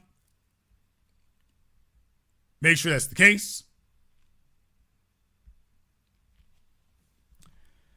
And tonight we are talking about open contempt in the context of the actions of Keke Palmer, but this is just one incident in particular here. It's just one. I want you to recognize what the real issue is. The real issue is when you're a male who is seen as uncompetitive. When you're a male who is seen as uncompetitive, There are a number of different reasons that a female can have open contempt. You being uncompetitive should never be one of them. That one is an unforced error. That should never be one of them. If you are relying on a woman to just genuinely sit up here and think you the bee's knees in a relationship, that's foolishness. A woman is loyal to her interests. A woman is loyal to her interests. Your ability to succeed, your accomplishments, those are in her interests. That's why when a fella gets a mistress, women get worried. She's like, oh, hell, are my interests in danger? When you are a man who is performing and performing consistently, that's in her interests. But you need to understand where a woman's loyalty is. A woman's loyalty is in her is in her interests. A woman doesn't sit up here and keep time with you for no reason. A woman is with you because she believes that you are now or in the future going to perform. The biggest lie that the female can tell a fella is that she's not interested in his ability to perform. A woman, if she is with you now or later in the future, she's with you for one reason. She believes you are now or in the future, she's prospecting that you will perform. The problem is that women many times get the ability to gauge performance wrong. And performance isn't just financial. Fellas, watch out for signs of contempt. When the only good things a woman says about you is that you spend money on her. That's not admiration. A lot of you fellas sit up here and get put in trick bags. You let some chicks up here and tell you, ooh, my last man didn't spend no money on me. Ooh, don't worry about it, baby. I'll take care of that for you. And you tell yourself, yay, I'm winning because I'm spending more money. A woman bragging that you spent money on her is not admiration. A woman bragging, my baby got me these shoes. And it better not be too much of that. She needs to be bragging on the shoes, not the cost of them. She needs to be bragging on the fact that you got them, that you are what make the shoes special. Not that she's there to style and profile. And too many fellas sit up here and marry narcissists. A chick who's worried about making an impression with her looks. Fellas, that's dangerous. That's dangerous. We're going to go ahead and get to the telephone lines. The number is 646-787-1933. That's 646-787-1933. Let me get caller from area code 701. You're on live with The Business. What's your name? Where you calling from? Yeah, this is Kevin Jackson calling from Carrington, North Dakota. All right, Kevin, what's on your mind? I'm looking at it from a different perspective, Jason. You know, yeah, it's a known fact that Keke's feminist. It's a known fact that she supports LGBTQ community. But I'm looking at her boyfriend. I'm looking at the man. You know, you done been with this woman 3 years. She done gave you enough time to get your shit together. You got keys to her $1 million home in California. You got keys to her $1 million home in New York City. She flies you around the world. You had all the game floor seats that's out of her pocket. Come to find out, you cheating on her with IG models trying to fly them out. I don't blame her. She been knowing Usher for years, so I ain't even looking at that. They made a movie together. He's just a friend. But I guess Keke tied. Okay, well, and I understand that, you know, she done had a baby context, and she done got a little booty on her. Well, I mean, in its proper context, what you're saying makes sense in the proper context. Of course, what you're talking about, okay, well, slow down. That's what I'm saying. Okay, slow down. I don't have no problem with it. Okay, brother, calm yourself down, sir. Calm down. I'm hosting my program. In its proper context, what you're saying makes sense. However, you also have to consider that women deal with their men, run around with IG models all the time. That goes with the game. However, your point's relevance is that you gotta earn the right to do that. You gotta earn the ability to do that. See, Usher can have 2 or 3 women around the world. Usher can do that. because his level of accomplishment is proportional to that. Usher has the ability, now understand this, folks, get this through your heads. To the men, a lot of fellas mess this up, do not get it correct, don't get it right, screw it up for the rest of their days. Recognize how this actually works. Usher Raymond doesn't just have the money to upgrade 5 or 6 women. He's also got the status to upgrade 5 or 6 women. Y'all get that? Try to take a moment to just let that marinate for a moment here and let it settle in. Usher can upgrade the status of 5 or 6 women. Even if you side chick number 3, that's still not too many for him to upgrade your status. Think about that for a few moments. I agree. That's still not I too agree many. with you, but I'm looking at, look, check this out. Your woman in the entertainment industry, you knew that before you got with her. She does this dumbass shit for likes and hits. That's what she do it for. Not this. You know, this wasn't for likes. This wasn't for likes or hits. You got to realize. You knew your woman was in the entertainment industry. Let me go ahead and let him go here because he is over talking the host. She didn't do this for likes or hits. She did this because she was feeling it. She was feeling it. She didn't do this for likes or hits. She wasn't doing this because she wanted to get likes. She is a fan. She is a fan of Usher. See, this is what is bothering Darius, is his woman is a genuine fan of another man. And there's a bunch of you fellas in here, you've experienced this in your life where your woman is with you. Some of you are married to them. And she is a fan of another man. She's another man's groupie. You sitting here like, I'll be damned. I'm paying the mortgage, I'm paying the car note, and your woman is another man's fan. That's what's bothering Darius. She's approached him and dealt with him in many different ways, but she's never treated him like she's his fan. He's looking for that genuine, uncontrollable. Remember, I taught you all about what passion is. Folks didn't like it when I said it here before, just like when I talk about respect being rooted in fear. Passion is rooted in hostility. When you're hostile towards somebody, you can't control that. So when a woman is passionate about a man, she can't control it.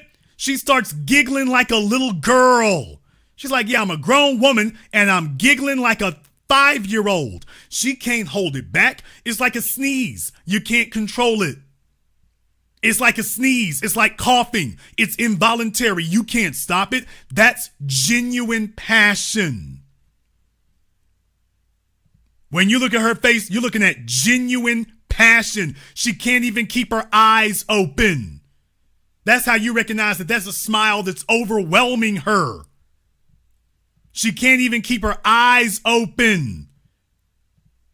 Even when she's laughing, she can't keep her eyes open. That's what passion looks like. And her man has gone back over their photograph album. And he's saying, I'm trying to remember the last time I had this. That's what's bothering him. That's the disrespect, because he assumed all this time, simply because he had sexual access to her, that she was a fan of him like he's a fan of hers. And most males don't look for that. You want to know signs of contempt? Take a look at when your woman is no longer, or if she ever did, talk about you like she's a fan. Being a fan is supposed to be involuntary. Being a fan isn't negotiable. When she surrounds herself with what you do and your work and what you've done, she's saying that's the person who's etched and imprinted on me. Getting compliments from him matters. Getting compliments from you is cool. Getting compliments from him makes my damn week. It's not about getting flowers. It's about getting them from him. It's not about getting a pair of shoes. It's about getting them from him. It's not about going to dinner. It's about going to dinner with him. She'll pay for it. She just wants to be with you. And Keke, if they didn't give her complimentary tickets, paid to get there. Fellas, that's the disrespect that men are referring to. Caller from area code 240. You're on live with The Business. What's your name? Where you calling from? Yeah, it's your man DJ GPS from WDC, Washington, D.C. What's going on, Jason? All right, DJ GPS, what's on your mind? Yeah, I was still in Puerto Rico. I was on your last Zoom. Hey, man, this guy should use this as a way to get the hell away from her. But first of all, it sounds like simp dude. If you're in a relationship, your baby mother, who watched the kid? First, and second of all, it's like, you knew she was going out. You could have stamped that right then and there. You could have got on that issue right then and there. First of all, you 30-something years old. Brother, how? You could have. How is he gonna stop Keke from doing anything? Explain to me how that works, brother. Bro, man, ain't no way in the world. I don't care if she paying all the bills, she got all the money. If she act like she was going to go see Usher like that, guess what? You got to take the baby with you because I'd have been out. I'd have disappeared. You're not going to Will Smith me. He ain't look at all the examples before him about this simp stuff. But, brother, here's the problem. Like that? I mean, here's the problem. What you're saying sounds noble, but it's only actionable if your leaving has any sort of effect. What about Keke Palmer's life downgrades in this fella's absence? What part of her life goes down? What part of her life diminishes because he's not there? Probably none. Probably absolute zero. But I'll tell you what. That's what I mean. Go ahead and walk away to be that looks like humiliation to me. It is. There's no way in the world.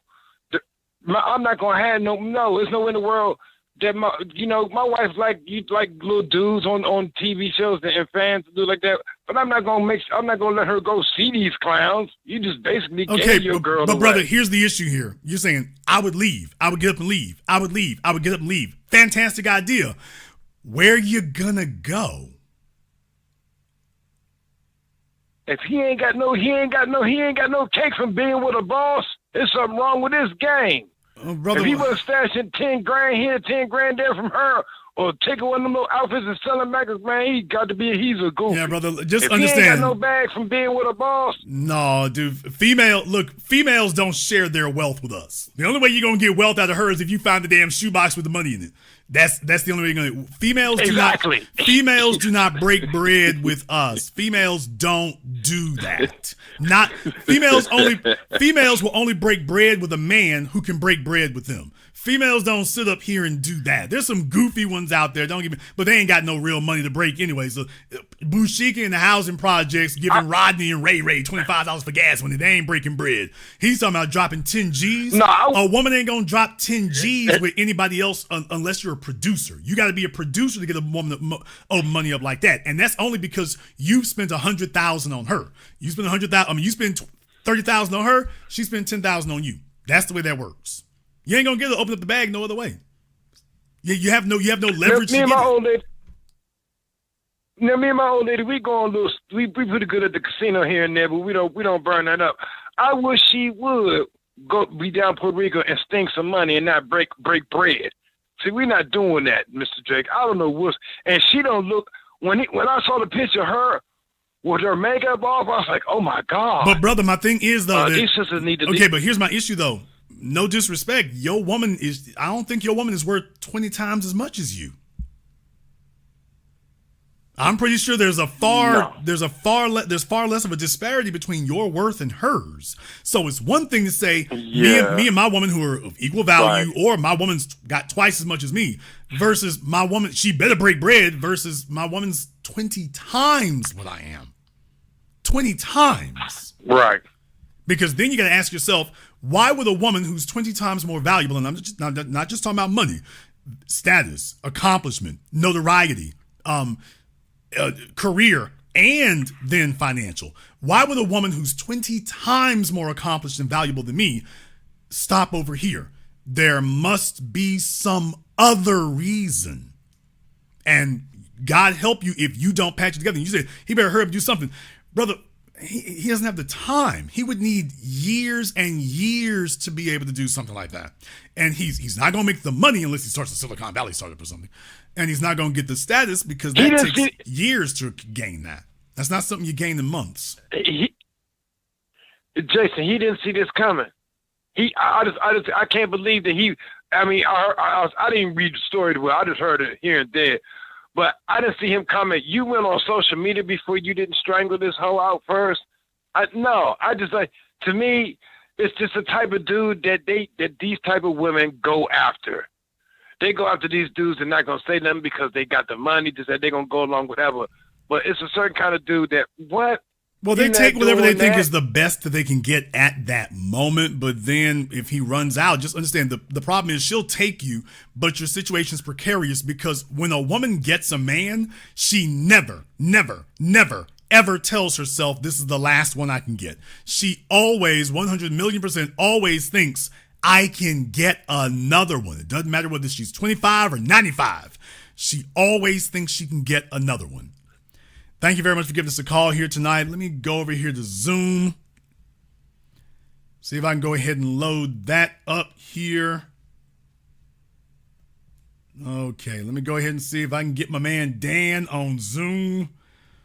Oh, I hope we don't have any pause moments tonight. All right, my man Dan on Zoom. What's on your mind, brother?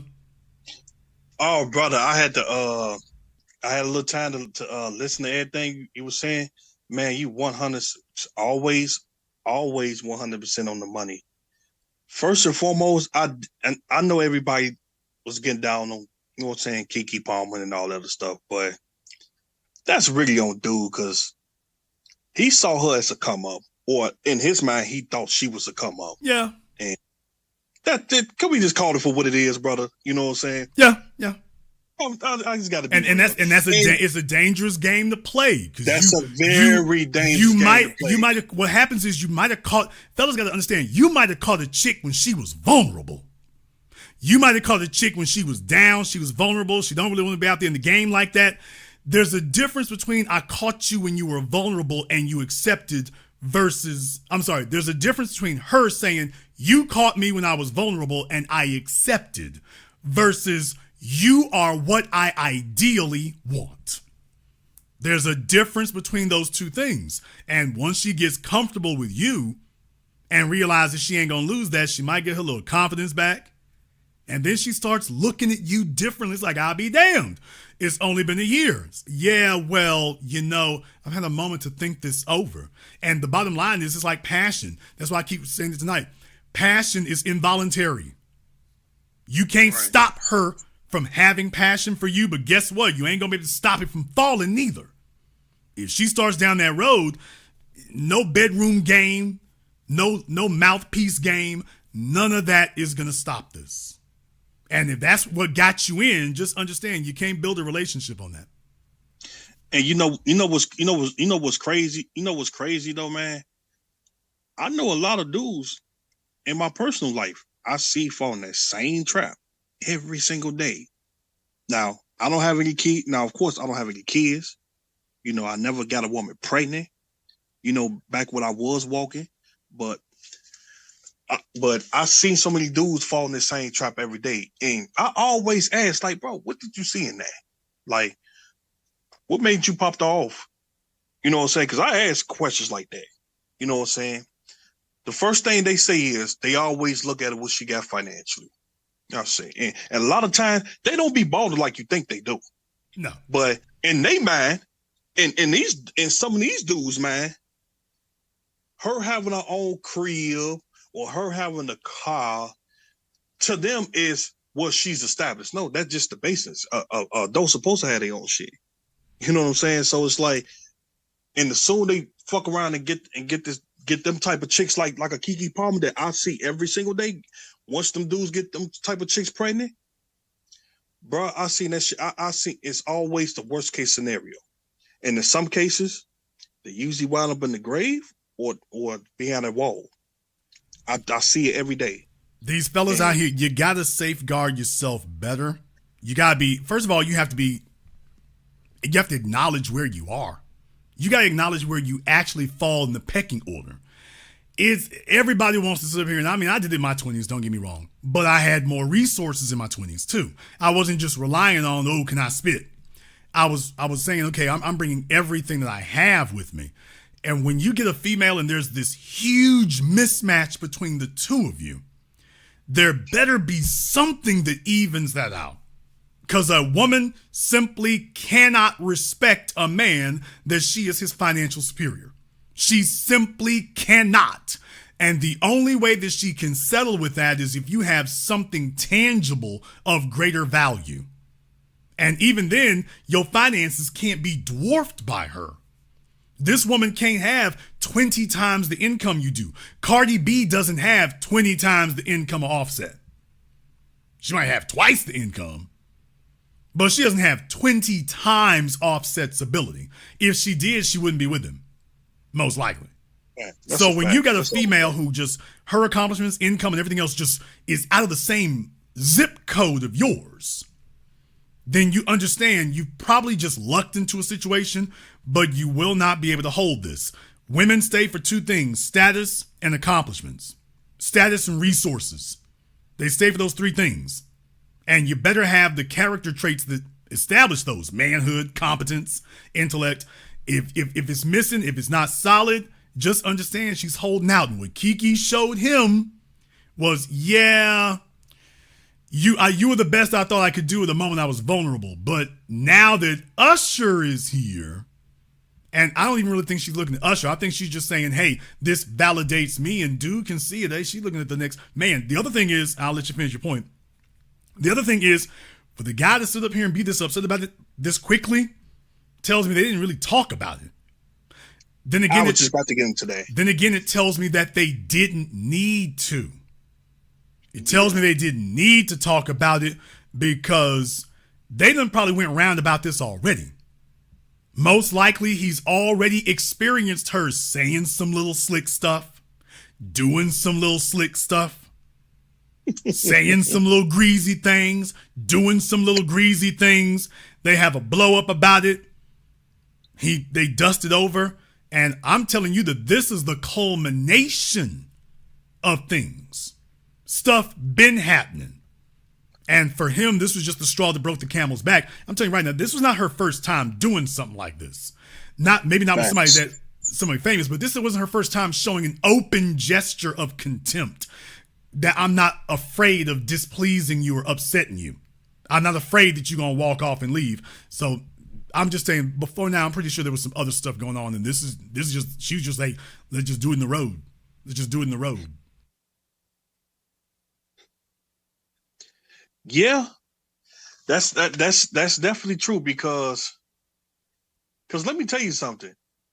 A woman know who to play that shit with. You know what I'm saying?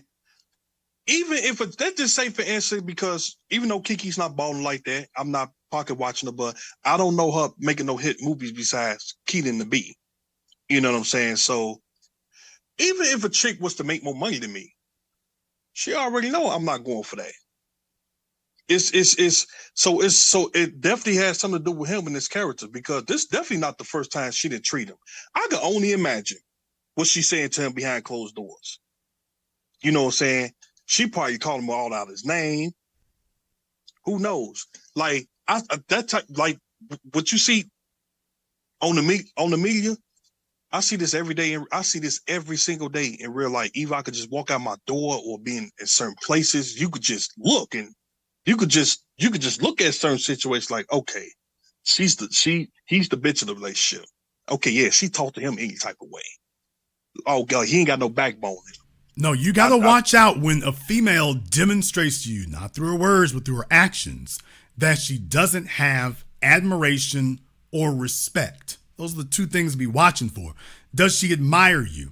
Does she respect you? Does she look up to you? Does she see you as the man? When you start noticing that that's not really what it is, fellas need to take that deadly, deadly seriously. It's just like when a fella stops complimenting the female on her looks. Take that deadly, deadly, and he starts complimenting another chick. Take it deadly seriously. It's not a joke. Thank you very much for giving us a call tonight. Let me get call from area code 504. You're on live with The Business. What's your name? Where you calling from? Hey, this is Genesis, calling from New Orleans. All right, Genesis from New Orleans. And what's on your mind? So I kind of have a different look at this. 4 years ago, Steve Harvey, well, let me just put a couple names out. Steve Harvey, Ice Cube, a lot of these older entertainers that Keke has worked with in the past, they were counseling her. They were trying to get her to be in the best relationship she could be in, trying to get her to see her worth. And she's the one who's been saying the type of guy that she wanted. She wants a simple guy. She doesn't want a guy in the entertainment industry. She doesn't want a man who makes all of this money. Like, those are the things that's not important to her. She has said she wants a simple life with a simple man. This Lies. guy, according to the internet, is worth between $500,000 to $1 million. I don't understand why people. He's only 28 years old. Okay, here's Why the thing. are people Here's what I want you to treating this man? understand.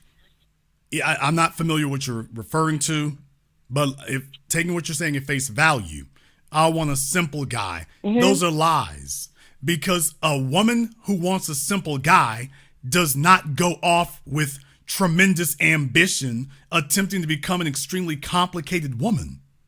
Keke Palmer leads I believe you. slow down. I believe you. Keke Palmer And I leads a believe you complex said that. life. Keke Palmer leads a complicated. Okay, I agree. well, calm down, folks. I I'm don't hosting think my she meant that. folks. I'm I hosting think my she just program. can't get the guy she Okay, folks, I'm hosting my program tonight. Calm down. Y'all acting like Keke Palmer. Calm down. I'm going to let you talk. A woman does not go off and become complicated if she truly wants a simple man. A woman does not go off and become complex if she truly wants a simple man. A woman says things like that when she doesn't actually believe that she can have it. So when you're sitting in front of Steve Harvey or Ice Cube, you on the spot. You have to tell them the truth. You can't sit there and kind of BS your way through the conversation. You gotta talk like you got some sense. So in front of them, she's not gonna lie, because those men are above her in the hierarchy. Lying to them is gonna have disastrous consequences. However, in the case, what she told them was the truth of what she was saying at the time, but she wasn't saying why. It's not because she wants a simple guy. It's because I don't think that the really fly fellas fool with chicks like me. My hair isn't really all that great. My skin's not all that great. I got a complex about it. I'm self-conscious. I've never really gotten male attention like that before. So I'm not very confident that I can get it. And with that missing, that creates a situation where when you ask her these questions, she's going to tell you what she thinks will get her through the conversation, not what she actually feels. She doesn't want a simple guy. No, She's never wanted a simple guy. She just didn't believe she could get it. Not until now. She does now. And she's never going to be the same after this. This Usher thing is this is a bellwether moment for her. She's never going to be the same. So for the men who, according to his net worth, let's say $500,000 to $1 million, this guy can take care of the average female, and he's not a bad net worth guy. Net worth He is not has. income. Net worth is not income. So I understand those numbers y'all see online. I'm just going off the internet. Okay, the numbers you all see online, I'm going to tell you, for somebody that nobody can substantiate because nobody even knows this guy, you need to cut that to like a quarter or a tenth of whatever number you saw. So if they said 500,000, and cut that to 75 or 50. Cut it down there. But even with that, I mean, Man, what you going to do with $50,000 in the year 2023? I'm just saying that, like the last caller that you said, the last caller, I see men getting into these type of relationships with women all the time. I see Not a women Keke Palmer. spending money on men all the time. Not a Keke Palmer you haven't. What about Mary J. Blige? What about What was Mary J. Blige's husband doing? What was Stevie J doing? What I'm saying is, I asked a question. No, I'm table. addressing what you said. What was Mary J. Blige's husband doing? What was Stevie J doing? Since you named those two women, I'm like, fine, I'm game on. Their manager. Okay, well, their manager. Mary J. Blige. Okay. As their manager. Stevie J was not with Mary J. Blige to be no manager. Stevie J had a name of his own. I should know. I mean, Faith Evans. Okay, Faith Evans. Faith Evans. Mary J. Blige's husband was otherwise qualified to be her manager. They didn't fall out because he was a bad manager. They fell out over other things. Stevie J has a name of his own. I should know. I was at Lenox Mall once when Stevie J came out of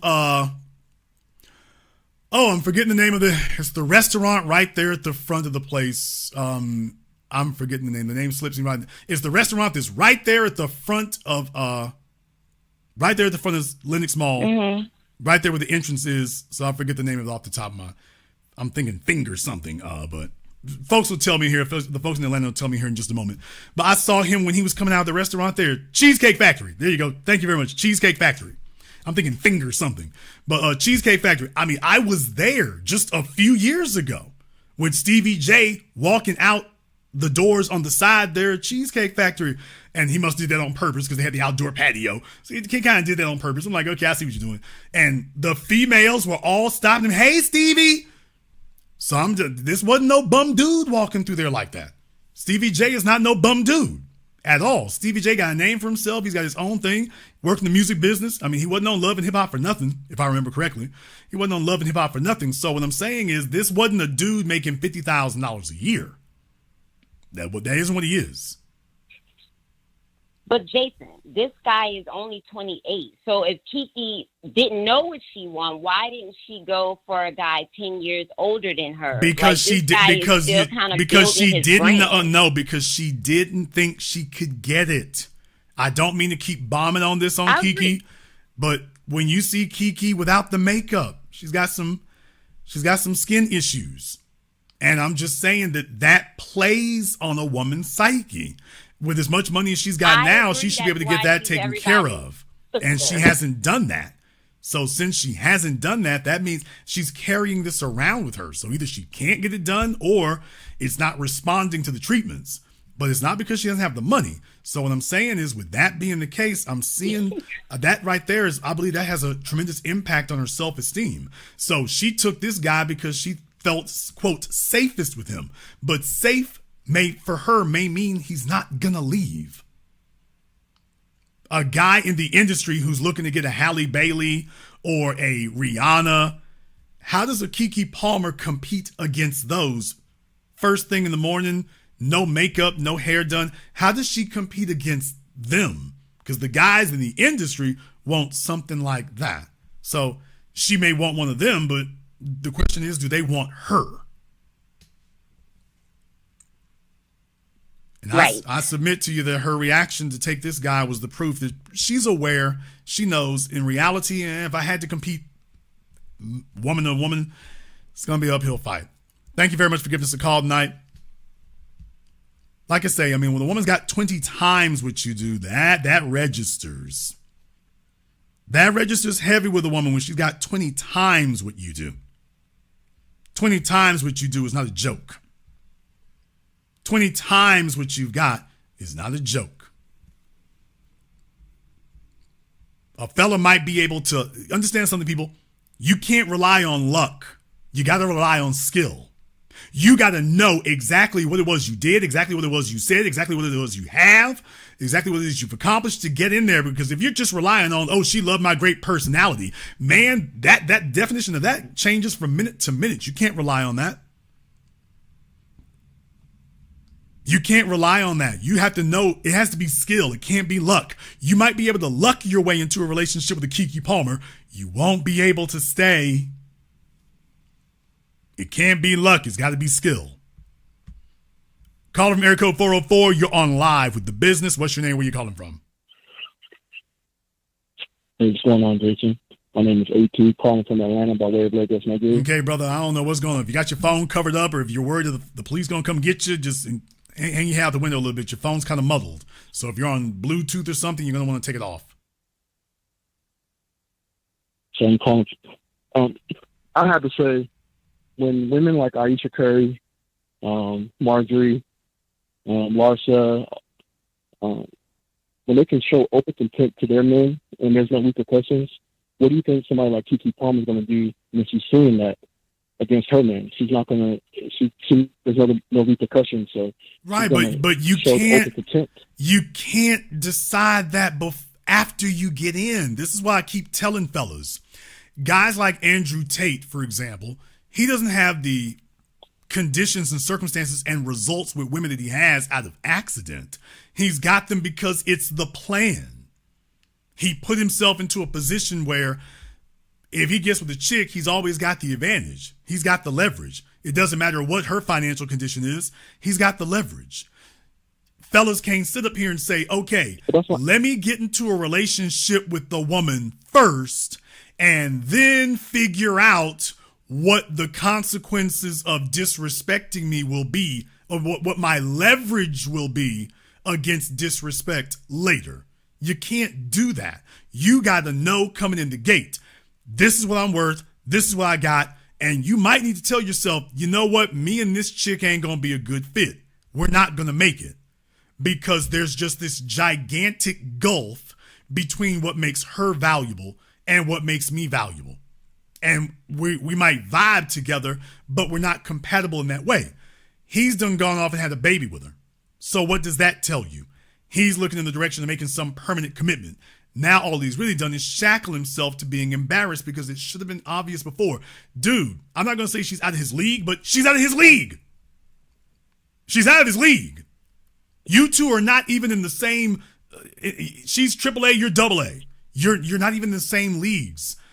He should have seen that coming in so that he could either limit his damage, or the only thing he could have done was pull a Kim Kardashian, but that's going to be hard to do. The only way that would work is if he really got himself glammed up, and that's another problem right there. This guy doesn't glam up like that. I mean, well, maybe he could, but he doesn't rely on it. So I'm just saying, he's not a guy who's a fashion plate. He's not a guy who's really trying to represent and be a lady killer, you know. He's not really a guy. He's an average dude. I'm believing he's an average dude. He dealt with her in good faith, and he's getting the outcome that an average male is gonna get. Yeah, but to Curry, Jada Pinkett Smith, they're not with average dudes, and they all showed open contempt to their man. So, I mean, what's keeping Keke Palmer doing socially? Okay, let's go back to that. Let's deal with that again. A woman in today's age can show open contempt to their man. Let's deal with that again. And there's no consequences. Let's take a look, for example, at Aisha Curry. Aisha Curry with Steph Curry. Here's the problem. Steph Curry treats Aisha like a fan. He treats Aisha like he's her fan. That's the problem. So even though financially he is light years beyond her, he is her social subordinate.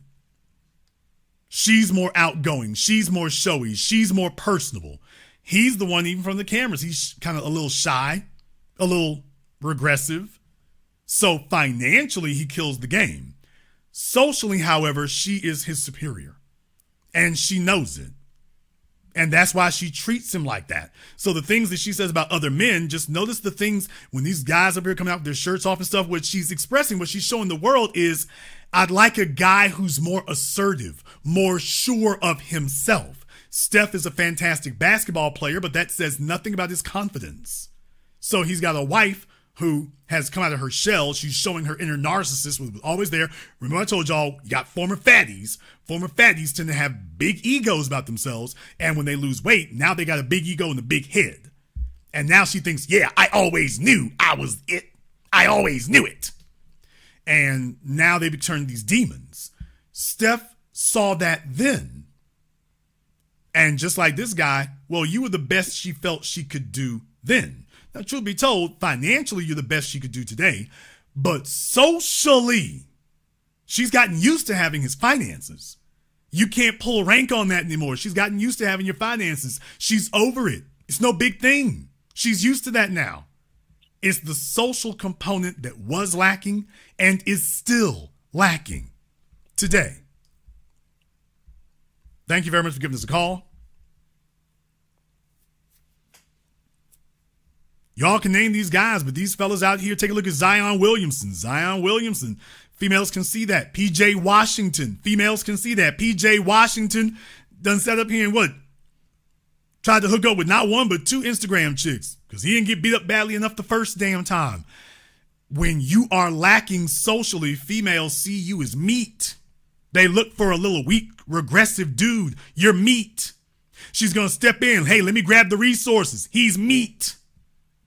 But when she's sitting there in the dark, she's craving a man who's got status, a man who's got ability, and you ain't got it. And she has to sit there, well, the bills are paid, and I drive this car over here. Yeah, but the fella is not fulfilling. She's in a relationship with your bank account. She's in a relationship with your ability to buy things. She's not in a relationship with you. Fellas, understand being regressive and impersonal and not having social skills. Just remember, you're put in a situation where she's in a relationship with your money, not with you. But Jason, what you were saying before about money, men need to be balanced.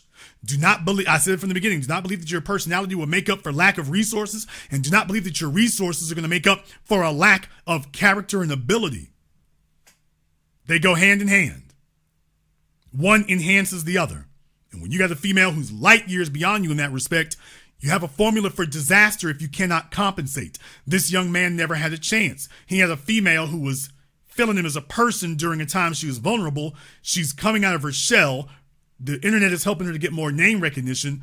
And she's now like, you know what? The more I stick with you, the further apart I see us. But you had a baby with me. Yeah, because I know you're cool people. You got a woman who's like, yeah, dude is cool people. Fellas, I don't know how else I can tell you this. A woman saying you're a cool dude is not admiration nor respect. A woman saying you're a nice guy is not admiration nor respect. A woman saying that you're a salt of the earth person, that's neither admiration nor respect.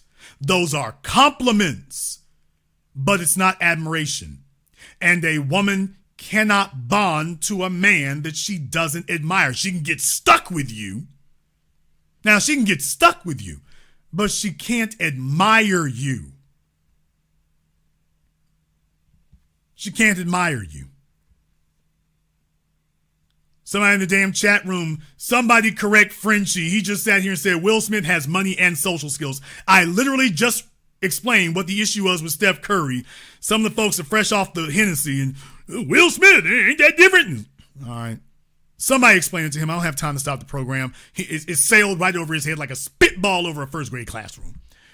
Call from area code 321. You're on live with The Business. What's your name? Where you calling from? Hey, Jason, this is Antoine from Orlando. You're 100% correct, and I don't know why these idiots don't understand what you just said. If you're a fan of your woman, rather you have status or money, she's going to treat you like crap. You can't be a fan. That's a feminine trait. They're supposed to be the fan, not you. And that's how I knew this was going to be messed up, because I saw when she had that baby, he was over there on the red carpet holding the baby. That's her job. She's the woman. And this is the problem that's going on nowadays. You know who else that reminds me of? Russell Wilson. Oh yeah. You already said it earlier. As soon as he retired, I bet money Sierra going to cash him out as soon as he retires. I've been said that. Now, Keke got with this guy the same reason why Sierra got with him. She wanted a baby. Look at her age. Around that time when women get that baby fever, and she couldn't pull the dudes that she really wanted to pull. Now, some of us guys, we always look out for girls using us for money. A lot of men don't know that women use men for babies. Of attention. Hair. Attention. It depends on what a woman. It depends on what a woman is missing, because a woman might be in a dry spell in her life where she's not getting attention, right. She's not getting admiration, she's not getting emotional support. She's not getting, social validation. You know, there are a number of different things a woman could be missing, and you might show up at a time when that's where she is. For example, in Atlanta, this is very common among female attorneys in Atlanta. Jason, how you know? Mind your business. This is very common among female attorneys in Atlanta. I'm just naming one city in particular. But it's acute among the female attorneys there. A lot of them, their careers together, and there are a lot of male attorneys in Atlanta, but you see the male attorneys ain't looking to dote on her. The male attorneys are not looking to make her feel girly. You see what I mean? They want to deal with her as a peer. They want to deal with her as a professional. You know why? Because they know the females are sharks. And she's like, okay, but I want to be a shark at my law practice, but I want to be dainty and girly at home with you. And even that would go over easier if the females could actually pull it off. Because as it stands, they're sharks at their job, and then they're sharks when they get home. And they're like, well, didn't I brushed my teeth when I got home? You brushed shark teeth. I mean, it's not really helping. So just understand that you might have caught her at a time she was missing something. You might have caught her at a time she was vulnerable. And you were just the best available option for what she was missing. Here's the problem. She's going to get over that. And when she does, is she going to feel the same about you? Oh, you're right about that, attorney. But there's other professions, too. But the biggest thing, and I knew it was trouble, she got the glow up after the pregnancy. Because let's keep it real. She was when she went on Saturday Night Live, that Saturday Night Live thing, she got more attention than she's ever gotten for doing something like that. So at that point right there, she was gone. She was gone. Oh, yeah. And actually, when she showed off her belly, where was the dude? It took a long time for us to realize who she's with. And a lot of people keep saying, why he didn't marry her? Why didn't he marry her? People don't think of this. And I thought of it. And I'm pretty sure you thought of it. What if she said no? She don't want to be Mary J. Blige having to pay a dude. Yeah, I mean, people didn't think about that. Now, you ask a very good question, and this segues into something else I wanted to mention here. When fellas don't recognize that you are not her first choice, some dudes tell themselves that because she's got your baby, because she's got your ring, because she's living, in your house, because you paying the bills, because you doing this, that, and the other, telling yourself that I'm her first choice. Well, yeah, she throwing them legs open for me. I must be her first choice. So I want to find out what you think here, brother. What do you do? How do you figure out if you're just her second place or third place trophy? You're not her primary choice. You're not what she actually wanted as a first choice. You're just the second or third. And you're telling yourself, she could do better than me. She went out there in the sexual marketplace and found out she couldn't. And then she ended up with you. And you're oblivious. How does a fella figure out when he's the second choice? Well, like I said earlier, they're going to fangirl after you. But you're right. I look at what they do. Like, for example, the lawyer, they can be with those lawyer dudes. Why are they not with the lawyer dudes? If I'm broke, if she makes way more money than me, let's keep it real. They would not be with me. You understand? You understand it as yourself. Women don't like to date down. So you can look at the money part. You can look at how they behave. They're going to fangirl. They're going to be trying to call you. You're going to have you all over your social media. If you ask, hey, why you don't post me on social media? And she has a whole bunch of excuses. Oh, yeah, you're the second choice, my buddy. Second choice. Maybe fourth choice. Yeah, I mean, fellas today don't understand it's highly deceptive. It is highly deceptive. It's not like she's got a T-shirt that says, okay, number one rejected me. Didn't work out with number one. I'll try you. She's going to be like, we really click, we really vibe. She's not going to put it in its context. And without that context, most men are completely oblivious to it. So a lot of guys are out here walking around right now. They were this woman's third or fourth option. You were not what she wanted. You don't float her boat. And the older they get, the worse it is. So she's pushing 30 now. And it's like, dude, for females, that's getting old now, because think about all the relationships and issues she's had before. She's had a bunch of dudes who didn't pull the trigger, didn't take her up on the offer, and now here you are. I mean, and that's a tough pill for a guy to swallow. To ask yourself, by the way, how the hell did I end up with Keke Palmer? How the hell did I end up here? What did I do? Exactly. I'm 36, and I realized something that when I turned 26, I was like, I see why when I was young, I couldn't understand why older men like to date younger women. But when you get closer to 30, what you just said is true. They start messing with dudes they normally would not mess with. Another way you can tell is listen to the stories about her exes. If the exes are way higher status than you, oh yeah, buddy, you the fifth or sixth choice. She couldn't retain those dudes. but she don't want to be lonely, like you said. So you'll do for now. And that's what gets fellas is that, especially if you're fully committed. Because think about that, he got a chick who's she's got a lot more image and notoriety than he does. She's raised him up. Like I said to Dan, she's a come up for him. And he's fully committed as a result. He's fine with this. He won the lottery. He was a nobody before. Now all of a sudden it's like, okay, folks actually know who he is. So yeah, he's all in.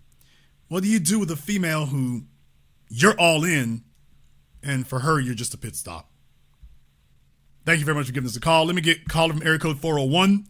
You're on live with The Business. What's your name? Where you calling from? How you doing, Jason? It's Lee calling from Taunton, Massachusetts. All right, Lee, what's on your mind?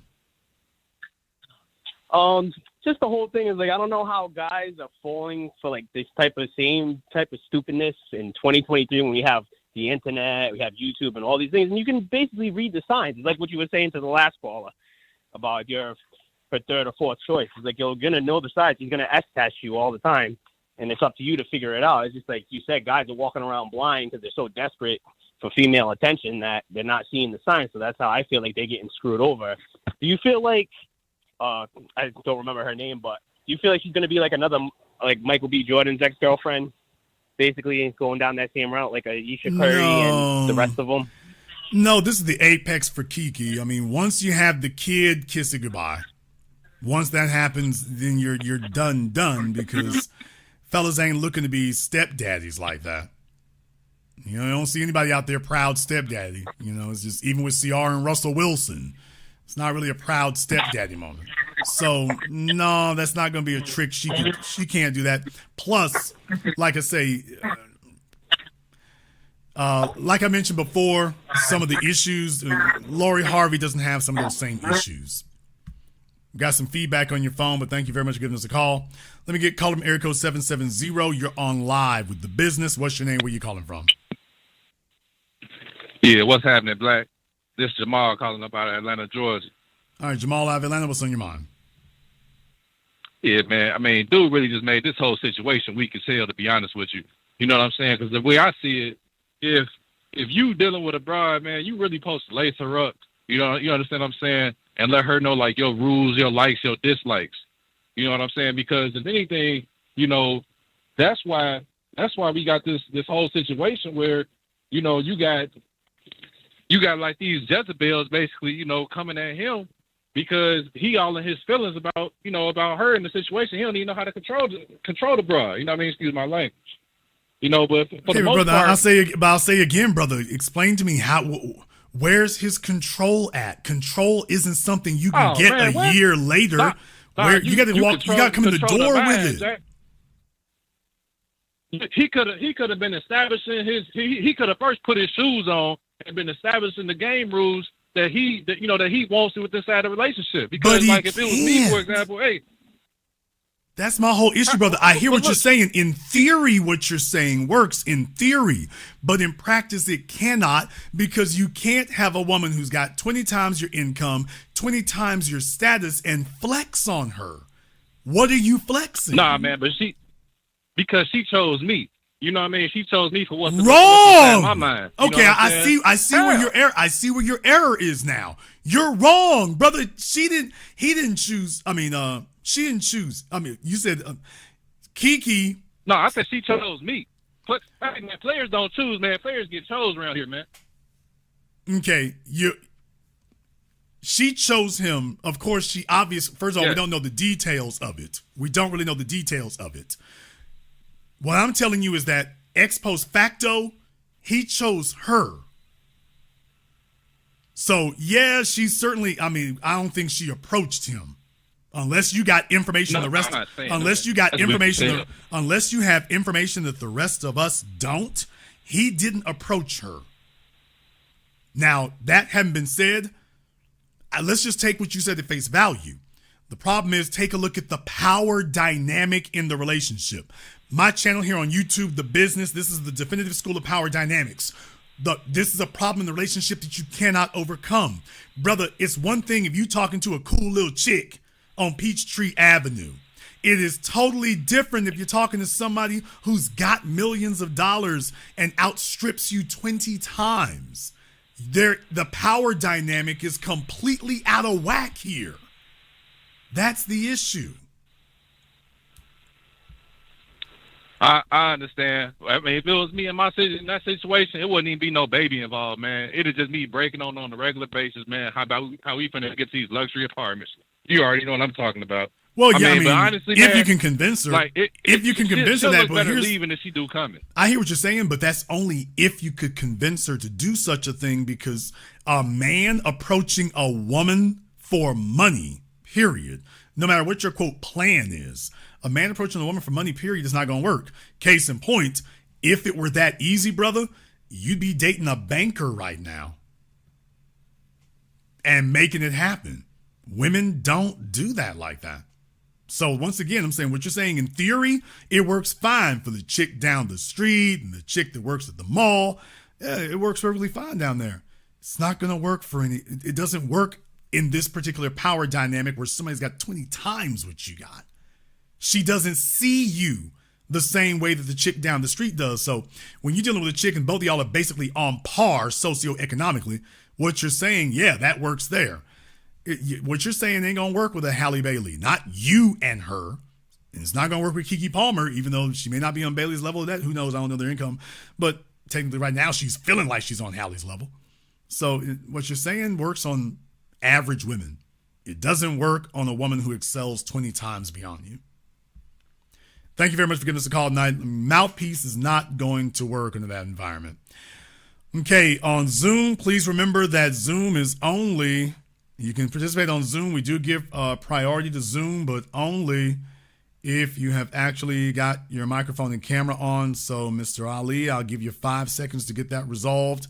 Otherwise, we are going to have to move on. So you have 5 seconds to take care of that. Okay. Well, it looks like he has decided, or whatever the case may be here, he is not joining us here. So I'll give somebody else an option here in just a moment of getting on Zoom. Cam, you can go ahead and join us on Zoom also. You're going to need to turn your camera and microphone on for us here, and then we'll be glad to hear what you have to say. We'll go ahead and give you 5 seconds to get that taken care of here, or you all know how it works, permanent vacation. So, Cam, if you got on Zoom, you already understand the rules. Let's go ahead and get that taken care of. Okay, Cam is working on getting their life together. All right, Cam is taking the night off. Let me get caller from area code 909. You're on live with The Business. What's your name? Where you calling from? Alex, Riverside, California. All right, Alex in Riverside. What's on your mind? I just wanted your input. You know, I value your input. My ex left me back in March, and I'm in a car club, and one of the club members' wife invited her to our event. And so the club member says, "Hey, you're over it. You shouldn't have a problem with that." And I was like, yeah, that's the point. I am over it, and this is going to cause a problem. So it's like... Okay, well, slow down. Whoa, slow down. Are you saying that the person with the car club invited your ex? His wife. Okay, because I'm a little bit lost here. So are we talking about your ex, or are we talking about somebody else's ex? My ex. His wife invited my ex because they made friends. Okay, slow down. Okay, well, it doesn't matter whether it was him or his wife. If his wife is authorized to bring the woman, all I'm trying to find out is whose ex is this. So you're saying that the car club invited your ex to the event? Yes. Okay, slow down. What valuable interest does your ex have in attending this event?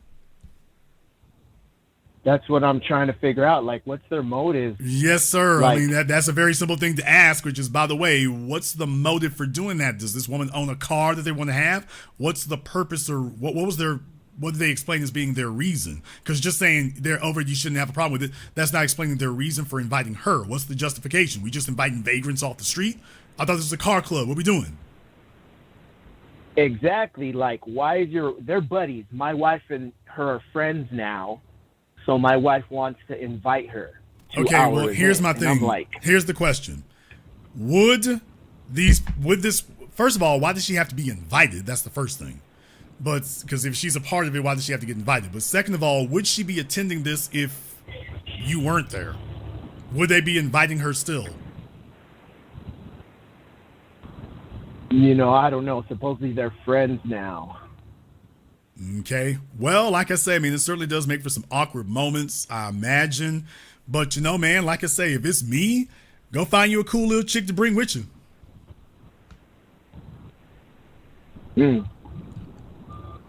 This is, you don't have to retreat into a shell or whatever, especially if you suspect they might be on some hater stuff or whatever. Because, like I said, it doesn't make a whole lot of sense for them to be doing that. If she doesn't have a car and she's not part of the car culture, why are you going out of your way to do that or whatever? But like I say, and if it's me, even if you don't have proof of that, just assume that for whatever reason they got some animosity towards you. Yeah, that's what I was assuming. And it's like, I don't want to have nothing against you and your wife, but why you like blatantly disrespecting me? That's how I feel. Well, I mean, understand now we're dealing with power dynamics. And by the way, was this your girlfriend or were you married to her? No, this was a girlfriend of mine for 5 years. Okay. Well, that's a good, long, healthy time to have there. Understand the power dynamics here. Like I say, at the car club here, what kind of leverage you got? So, I mean, if you don't have the leverage or power to be able to deny people to show up, I mean, then it's going to be what it is. The way these folks are acting, I mean, I consider that to be a little disrespectful. However, by the same token, like I say, I mean, I'm like, okay, well, it's game on.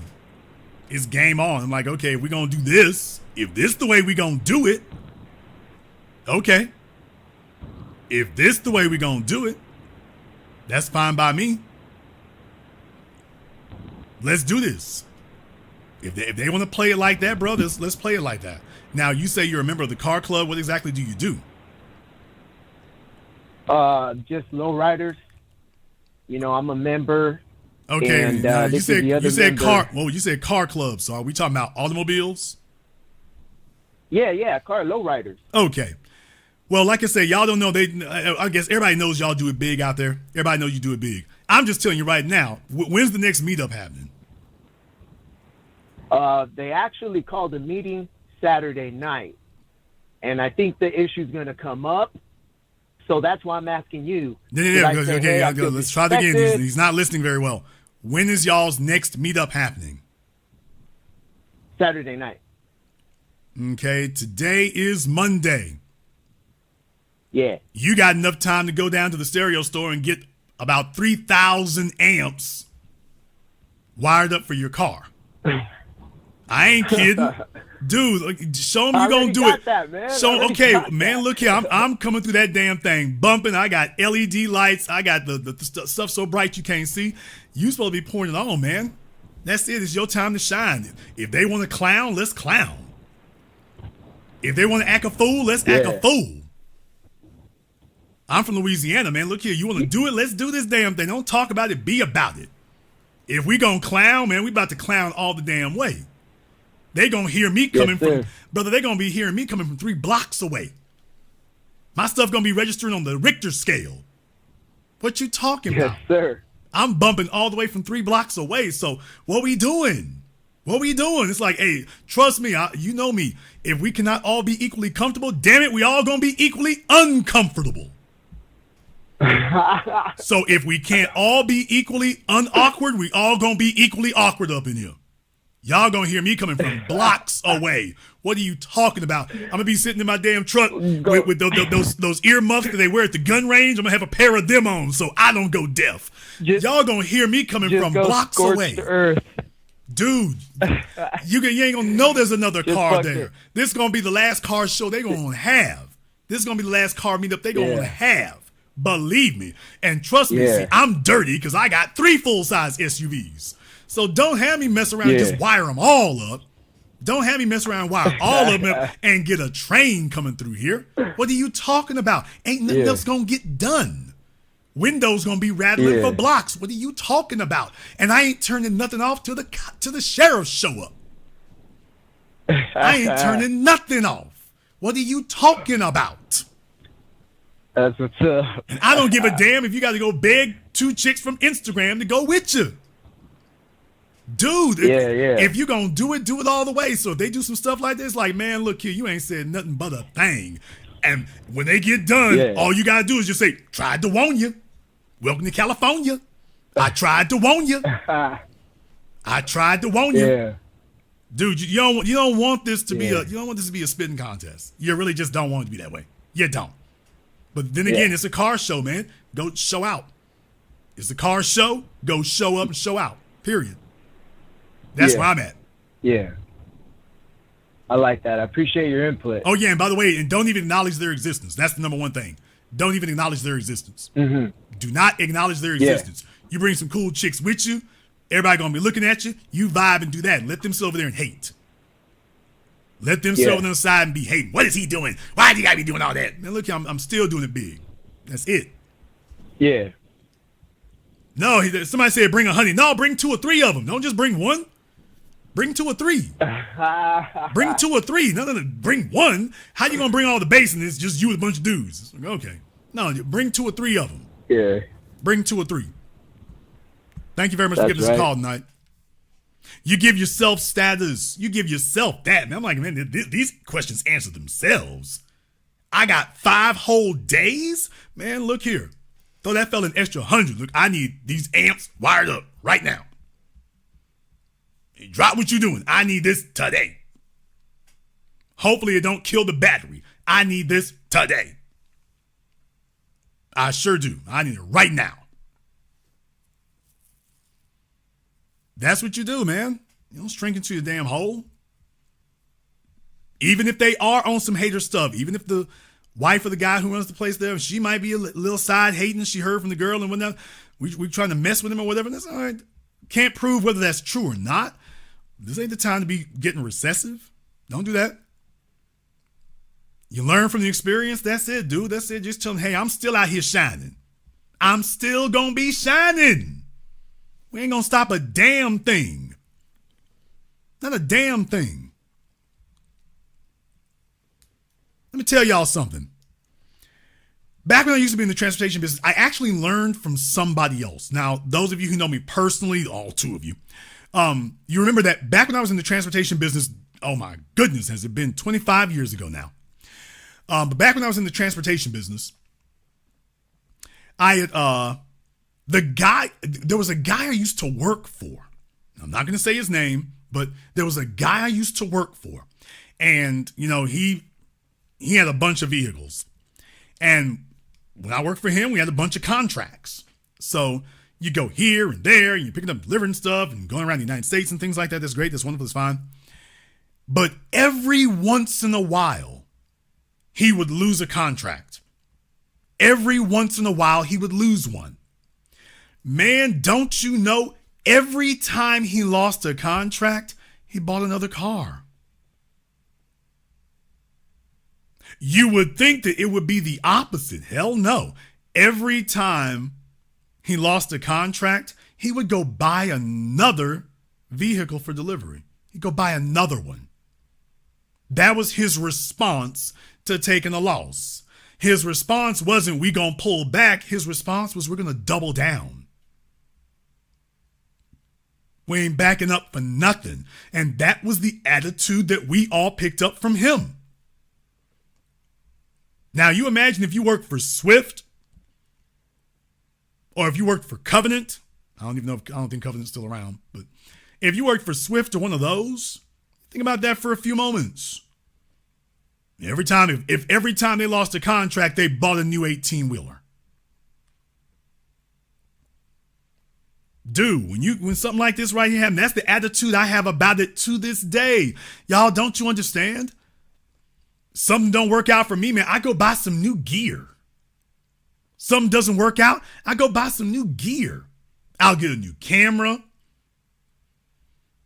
I got a couple of workstations being built right now. My folks on Patreon know exactly what I'm doing right now. I got a couple of workstations under construction right now. Costs as much as a late model used luxury car. Gotta have it. Gotta have it. That's how I deal with folks not answering the phone. That's how I deal with folks, publicists not responding. That's how I respond to not getting emails. I'm just doubling down. I'm not going to go recessive or regressive. No, man, we full speed ahead. That's it. But you got to be dedicated to shining. And shining doesn't mean wasting money. We didn't buy new vehicles. We didn't buy new gear because we're wasting money. We bought it because that's our response to say, okay, I need more gear. I'm going in even harder because the gear can't do nothing but be used. Caller from area code 470. You're on live with The Business. What's your name? Where you calling from?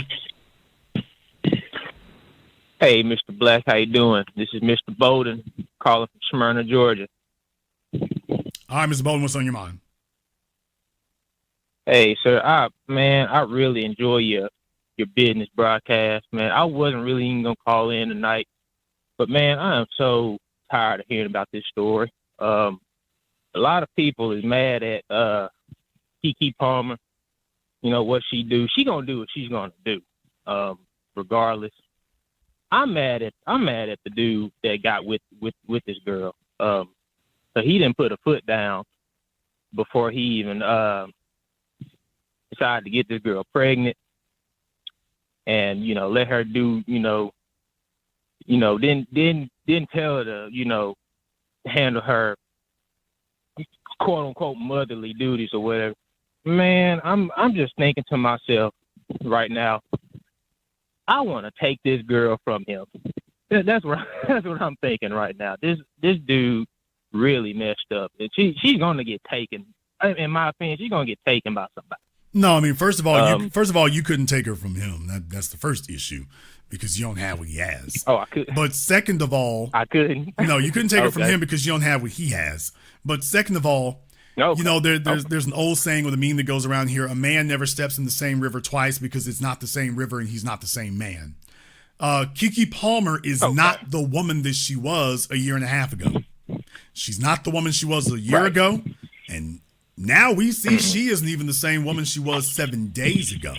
So what I'm telling you is that the circumstances under which she agreed to enter into a relationship with him, those circumstances have changed.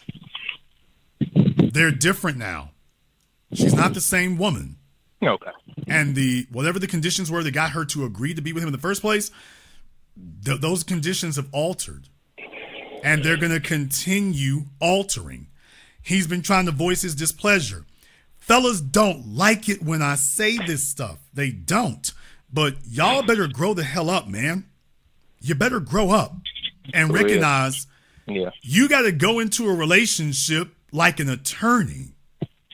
You have to go into a relationship with not the expectation, but the understanding that it can end. And if you go into it with that expectation and understanding, then there are certain things that you need to do from the beginning. There's certain due diligence you have to do from the beginning. First bit of due diligence is, have you determined the power dynamic?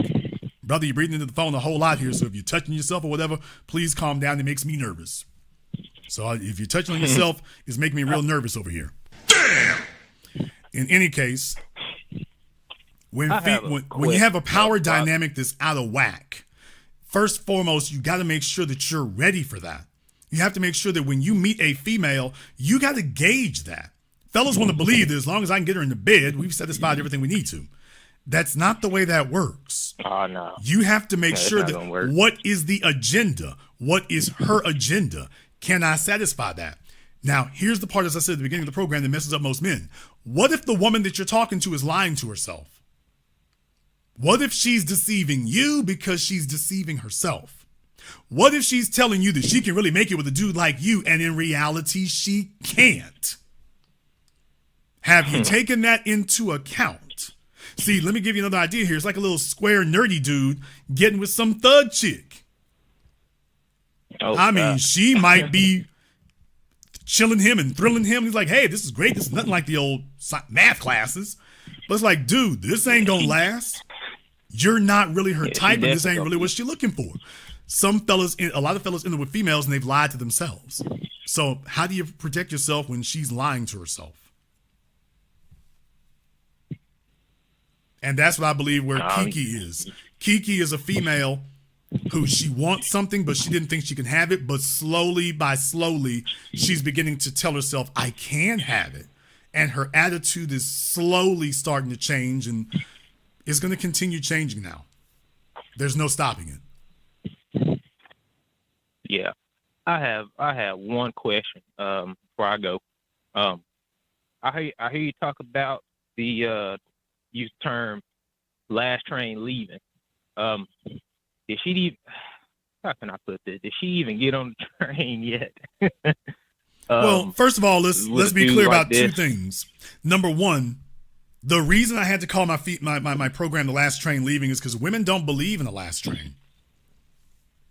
That's the first thing. Okay. Women don't believe that's right. in the last train.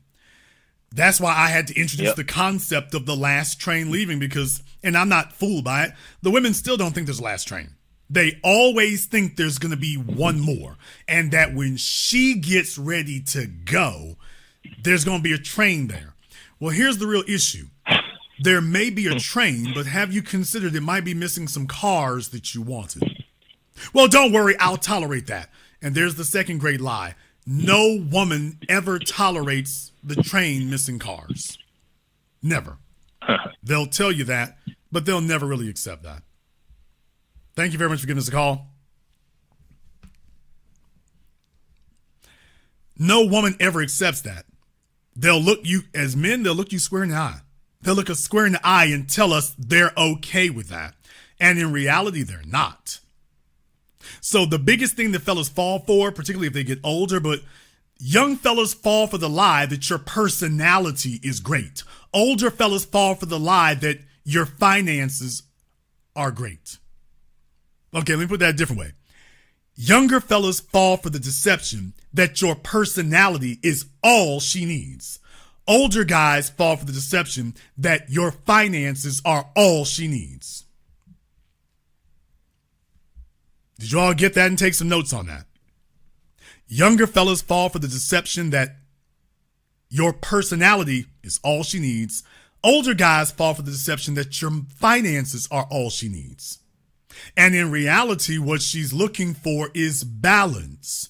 But as a female in this environment today, they haven't had proper male teachers or female teachers for that matter. So they end up sitting up here learning it as they go along. And then when they finally do realize, oh, I need a guy who's balanced. Well, the problem is, I don't think I can find that. I don't think I can really find balance. So what they instead do is say, well, let me find a guy who has the one most important thing that I need. So if she's been in relationships with fellas here and she feels emotionally destitute or hurt, then she says, I need a guy who's sensitive. I don't care about his income. Now, you know that's a lie, but okay. I don't care about his income. I don't care about his social status. I just want a nice little guy who's going to love me for me. Well, that's okay when you're being emotionally brutalized. But what you find out is that doesn't have a lot of value. It has some personal value, but it doesn't have social value. And you are a woman who you're a multifaceted woman. It'd be different if you were a one-dimensional woman. As a woman, you're not one-dimensional, you're multidimensional. So if you attempt to fixate on one dimension, you're automatically shortchanging yourself. You're going to be missing those other dimensions, and you're going to be demanding to get them back. Even if you gotta lie to a fella and tell him, okay, I can accept your one dimension. No, you can't. No, she won't. She is not going to accept that one dimension. She isn't. She'll settle for that one dimension until Mr. Multidimensional comes along. And next thing you know, your relationship, your baby mamaism, your marriage, your school, whatever it is, there it goes. There it goes. Because, see, women are not honest with fellas today. Fellas, this is a power dynamic. They're not honest with you. She will look you in the eye knowing that you are deficient in something she really needs. And then she'll say, well, don't worry, I'll learn to love you the way you are. Knowing that you are deficient at this. Man, this guy is boring. Man, this guy is shy. Man, this guy's regressive. Man, this guy's a coward. knowing that you're missing something, strike up a relationship with you and you be like, I'll be damned, this heifer tricked me. Well, yeah, she was lying to herself because it was convenient. But never forget, females always say this in the back of their heads, fellas. Every woman in the back of her head says, I reserve the right to change my mind at any second I want to, with or without notifying you. Fellas got to know how they're going to leave a relationship before they get into it. I'm going to come to more about this in a moment. Let me get caller from area code 305. You're on live with The Business. What's your name? Where you calling from? Hi, how are you? I'm Cam. I'm sorry. I didn't disappear. I'm out of the country and the Zoom is not, it wouldn't go through for me. But what I wanted to call and say is about the Keke Palmer situation. I'm actually from Miami, but I'm in Dominican Republic right now. But what I was calling to say is I don't understand why a lot of the guys who are calling in don't understand the relationship dynamic. The fact that, you know, she makes a heck of a lot more than he does, and they don't seem to get it. That, like, basically she's in charge. Okay, but you know what I mean? okay, He doesn't but really have any okay. say. Now this is what you just expressed is some of the simple-minded thinking that we've been seeing from a bunch of females online and whatnot. Why do you think that her superior income matters? No, I believe that she thinks. Now, I believe that that's the way she thinks. Okay, because of her actions. But what have you seen that specifically, not generally, not vaguely, specifically said to you that she thinks her income puts him over her? Or puts her over him? Her behavior. Okay, I just asked you specifically. I don't think I have to repeat this. Let me try again. The specific behavior that you saw.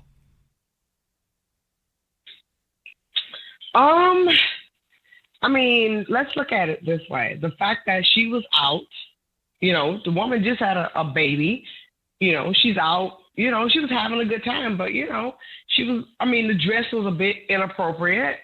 And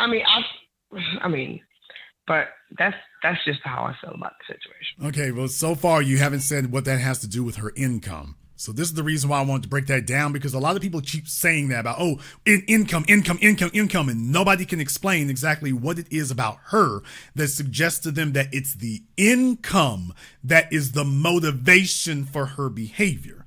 And I suggest to you that the income is a side effect or a other factor of it. The number one thing is not her income, and it isn't really his income. What I'm saying is that it's his lack of accomplishment. Case in point, once again, I want to remind you all that when you go to his Instagram, this is what it says at the top of it. Darius Dalton, writer, supreme altitude. You go to Keke Palmer's. A personal trainer. Well, you go to Keke Palmer's, big boss, artist, millennial diva, Big Boss, the film and the album available now. I'm telling you that that's the issue.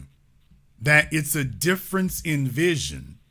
That she might have once upon a time made him the promise, I'm just looking for a simple dude, but the reality is she didn't finish the sentence. I need a simple dude because I don't think the more accomplishments are looking for chicks like me. Now, without that context of her telling him that, he's either foolish and ignoring it, or he's operating under false pretenses because he was believing what she was saying. But she wasn't. He's not. I'm sure emotionally he does it for her. Because take a look at this right here. He's very emotionally doting on her. I mean, you all take a look at this. He got somebody drew pictures of them. I mean, this guy is in love with her.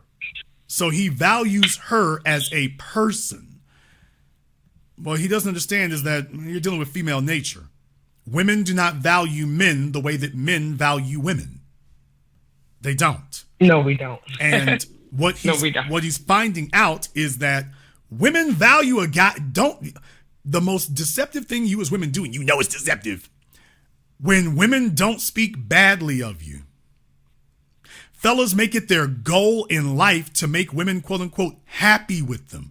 And I told them that's the worst thing you can do. You don't have to be Attila the damn Hun, but by the same token, you cannot beware when a woman speaks endlessly good of you. She just keeps talking about how nice you are and how cool you are and how nice you are and how cool you are and he loved me. That's actually a bad thing, because what it means is that you have failed to assert yourself. Dr. Jordan Peterson was talking about this once. There's actually a video on YouTube. I may go and find it if I'm bored enough. But there was on YouTube, Dr. Jordan Peterson talked about this, that beware a relationship where there are no fights or arguments. Because he said there's been studies that have been done about this and whatnot, reliable studies. I'd like to see them myself, to be totally honest. But he said that basically what they determined was how a relationship was going to end. That if the ratio of positive interactions versus negative, if the number of positive, for every one negative interaction that you and your partner have, if you have, it gets around 5. If there are not 5 positive interactions, if it falls to 5 or less, then your relationship is 80% doomed. Otherwise, you two are sticking together for other reasons. However, what they also found was that if the number of positive interactions goes up above 10 or 11 versus 1 negative interaction, then your relationship is also doomed. Now, think about that for a few moments. I agree. So if there are not enough positive interactions, your relationship is doomed. Okay, got it. Focus on positive interactions. If there are too many positive interactions, your relationship's doomed too. So in other words, there must be balance. Well, that doesn't mean you two have to be doing the damn WWE and throwing silverware at each other. But what it does mean is that if you're not asserting yourself outside this other person, if you're just looking to placate them, then the other person starts to see you as a kid or a pet. They don't see you as another human being with autonomy. They don't see you that way. So there must be a certain level of friction between the two of you, because that's the only thing that assures the both of you that you're dealing with a separate entity. You can't just be the endlessly doting male. You got to have standards. You got to have requirements. You've got to have things that drive her crazy, so that she knows, not she thinks, so that she knows she's dealing with a different individual, a different being. You have to have things that define you outside of her. You have to have things that contrast. Everything cannot agree. If it does, you're on your way to death. It can't. You can't just be endlessly agreeable. You've got, otherwise she thinks you're too good to be true, or there isn't anything against her to play against. Case in point, I talked about this on my first patrons. For those of you not members of my Patreon, you want to go, I talked about this before years ago. A man needs to be able to cycle a woman through her emotions, both positive and negative.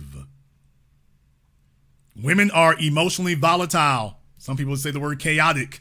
It's not really chaos necessarily, but it is volatile. A woman needs to be cycled through her emotions. Now, we can all understand a simple concept, like the first Matrix movie. When Agent Smith tells them that the first Matrix that they designed to trap the humans in, it was a perfect world. It was a paradise where no one suffered and everyone was happy. Human beings rejected it. They treated it like a dream that they kept trying to wake up from. And in reality, it's because we understand we don't thrive in an environment where everything's agreeable. Without something to overcome, we stop growing. Your man is not imprinting himself on you if everything is agreeable. In order for a man to imprint himself, listen to me, folks, there's a lot of you out there in long-term relationships, a lot of you with baby mamas, some of you are married, you're on your way to doom. Jason, you're an ass. You know why? Because that's imprinting myself. It's not accidental. You have to do that. Otherwise, you're making no imprint on her. If her river is flowing towards you and yours is not pushing back with a counter current, you made no impression. You're just accompanying her. You're not even a companion. So there needs to be a contrast, and there needs to be cycling through her emotions, and there need to be things that define you outside of that. Otherwise, you've made no impression and no imprint, and she hasn't changed. If a woman truly admires and respects a man, she becomes something different. Let me go ahead and make sure I break this all down for you, and take notes over there, Pam. Take notes. If a man has truly made an impression on a woman, she changes. She becomes different. When a female deals with me, she picks up different habits. She picks up different things. She finds herself watching stuff she wasn't watching. She becomes a fan of things that I'm a fan of. You know why? Because I don't do Netflix and chill. I don't do that. When a female talks to me, when a female deals with me, she becomes a different being. Hey, if she likes Game of Thrones, she ain't gonna just watch Game of Thrones. When I get done, she's gonna understand Game of Thrones. George R.R. Martin's writing philosophy and why this was so radically different and subverting expectations and the War of the Roses and the things that Game of Thrones is based on. She's gonna come away from that knowing things and learning. She's gonna be a different person. She's gonna learn about music. You wanna know something about music? Keke Palmer was in here in the car, one of these, listening to Taylor Swift. By the way, one of these videos in here, y'all can go in there and check it out. She was listening to Taylor Swift in one of these videos that she put on her page. Okay, can we talk about Taylor Swift? Can you talk to her about that? Not just she listened to it, but hey, it's here to learn something. It's going to change the way she sees things. In other words, that's growth. That's development. A woman cannot grow if a man does not challenge her. A woman must be, people must meet challenges in order to grow. You can't just sit there and pat them on the back and better luck next time. They need it. People have to have a suitable level of adversity. Otherwise, they don't change and they don't grow. And if the man in your life doesn't provide you with a healthy amount of challenge, then he's not changing you and you're not growing. And you'll sit there and it's just like, I don't give a damn. This guy can simp out and work 15 jobs and pay the bills and every damn thing else. Dude, you're not imprinting yourself on her. You're not. One of the things that people don't do, and fellas are real bad at this, fellas, you need to check your woman's interests. Jason, what do you mean by that? Take a look at the things your woman was interested in before she met you. Oh, I'm about to upset a lot of damn people up in here tonight. And deal with it, nigga. Fellas, have you checked your woman's interests before she met you? Take a look at the things she came in the door interested in when she met you. Take a look at her social media. Take a look at the things she goes gaga over. Take a look at the things she's passionate about. And you ask yourself some questions.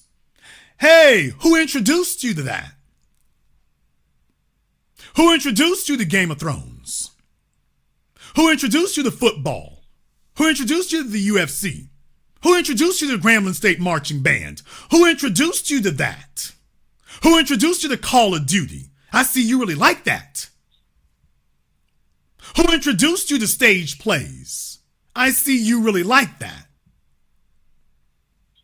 Who introduced you to action movies? I see you really like that. Who introduced you to sci-fi? Who did that?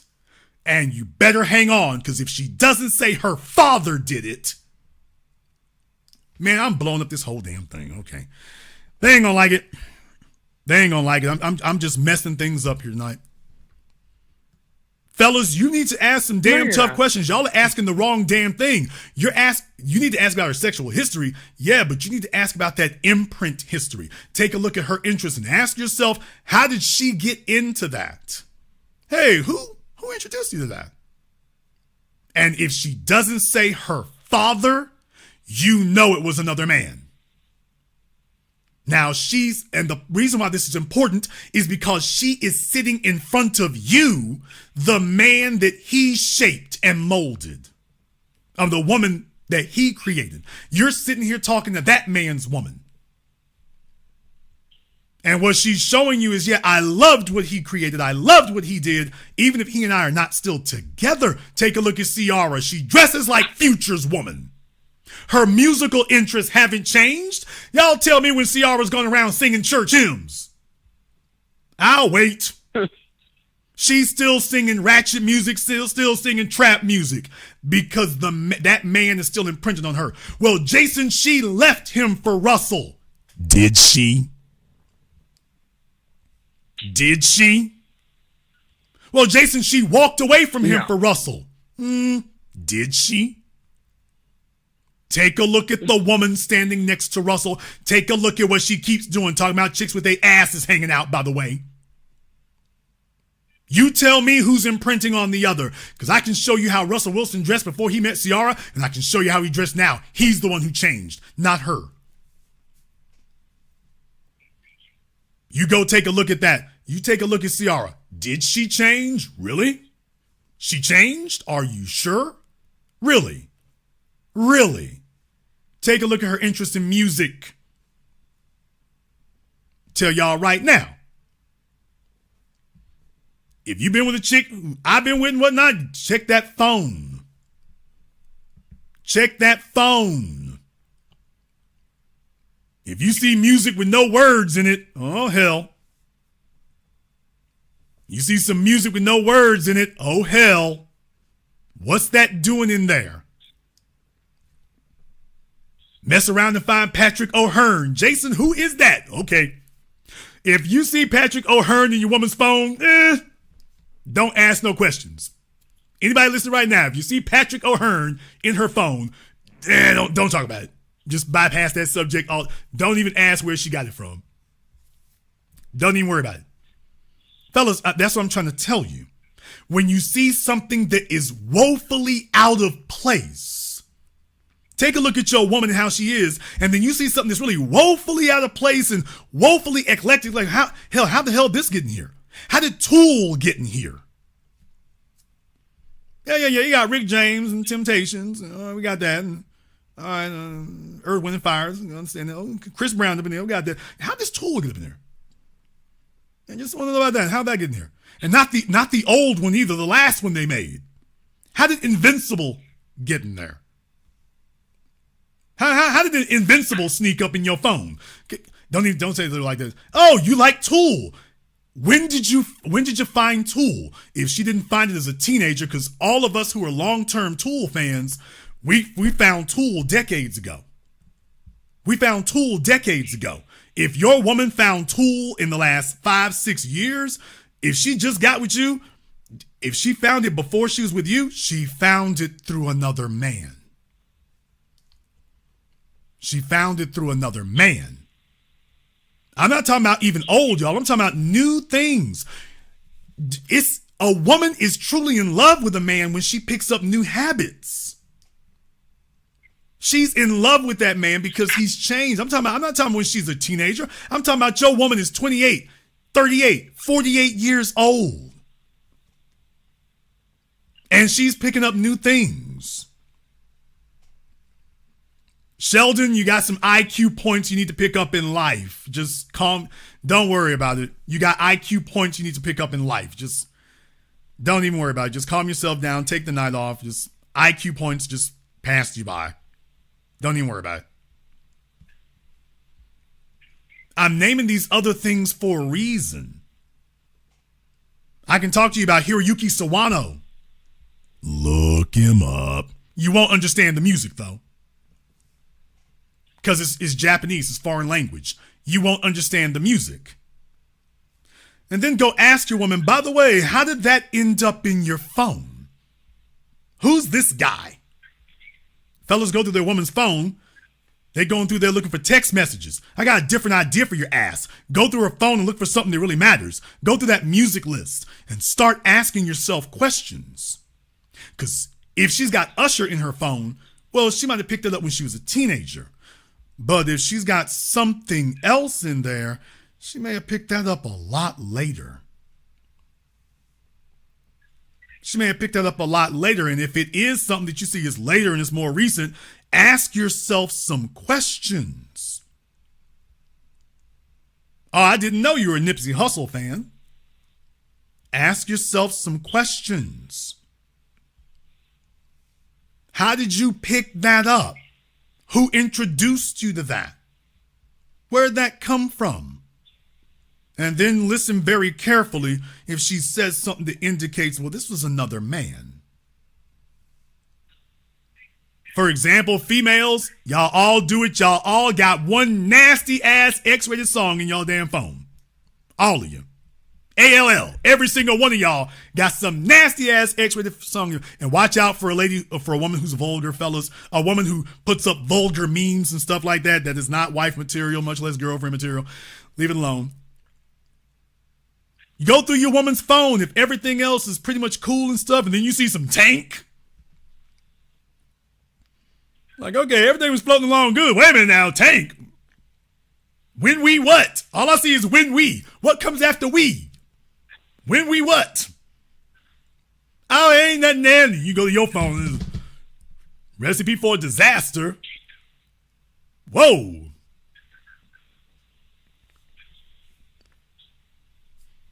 I didn't know they were doing that. And what I'm saying is like, how long you been listening to this? Oh, I just found it a couple of years ago. Wait a minute. We've been dating now for 6 months, 8 months, 12 months, 14 months. You found this 3 or 4 years ago. Wasn't you dating somebody else by that time? What was he a Tank fan? I mean, yeah, he kind of was. Oh, okay. All right. I just couldn't help but notice that's really, really different from all the Patti LaBelle you got in your phone. You got Patti LaBelle and Mary J. Blige and Tank.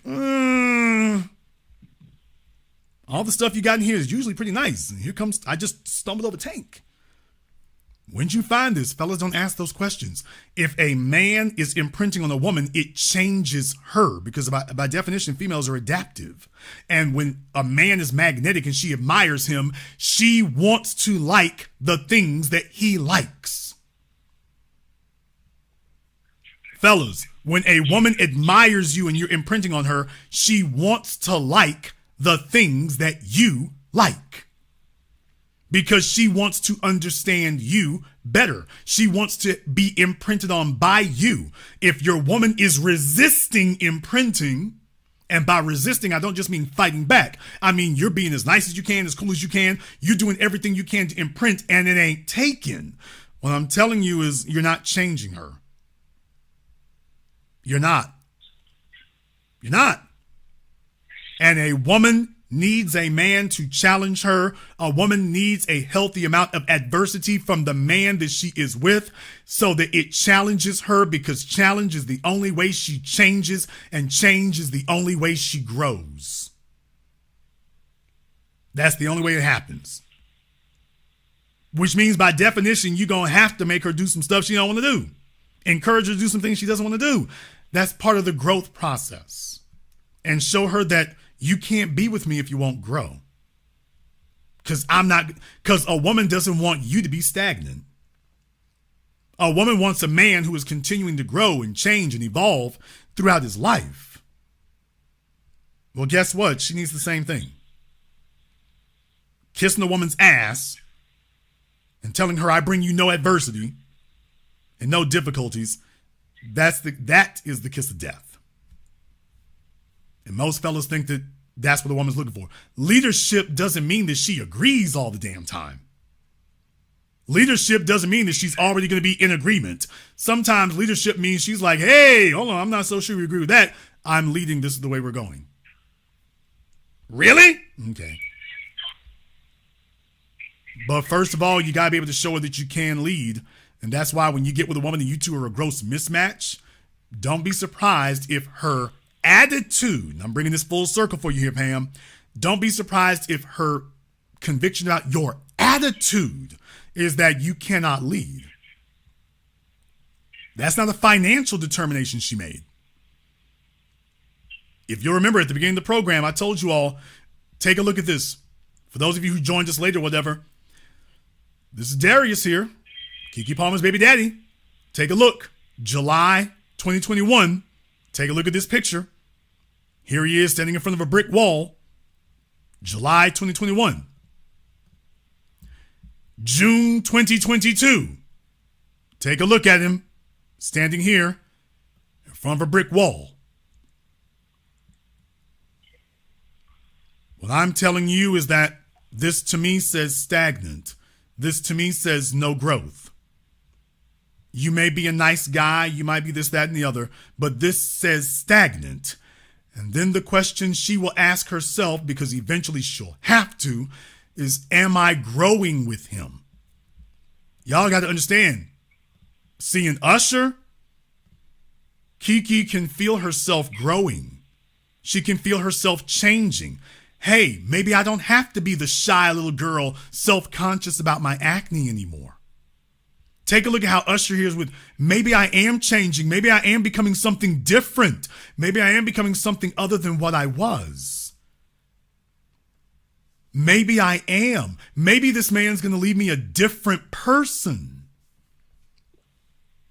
Because the fella I had a kid with, he's very nice and this, that, and the other. Yeah, I know that's all.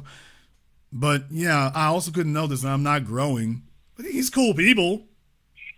And at that point, fellas, beware when a woman starts addressing you in friendship terms. You're not supposed to be her friend. You're supposed to be her man. And her man is if the only adversity she has is, well, I put up with his boring ass. Okay, well, that's not adversity. Adversity is, he wants me to grow. He wants me to change. He wants me to develop. Sometimes that's difficult for me. Becoming a better woman and a better person. And not my definition of a better woman. His definition of a better woman.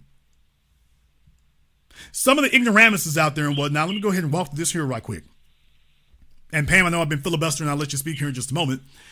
Wait a minute, I'm not filibustering, I'm hosting. And Pam loves to hear me talk anyway. But I do. One of the things, I really do. I'm enjoying it. No, put in your side chick application. I'll talk to you more. But in any case here, one of the things in particular, there's some folks who are out there who is sitting in the chat room, sitting up here asking those kind of things right there. What? The folks wondering why I was saying those things. What I'm saying is that for those of you who don't know, I'm formally trained in music. Not formally. I've been to music school when I was a kid. I played 5 or 6 instruments. Let's not get into it. But when it comes to piano or guitar or drums or woodwinds, that's what I was raised on. I come from a family of musicians. So you see, I don't get along very well with synthesizer music. Don't get me wrong. I have a number of musicians that they do synth. As a kid, man, we loved Herbie Hancock, Roger Troutman. What you talking about? Teddy Riley. And I'm his partner, Petty Riley. But I was trained on instruments. So it's not my thing. It takes a certain musician. There's only a certain few musicians that I actually gravitate to who do synth, or all they work as a synthesizer.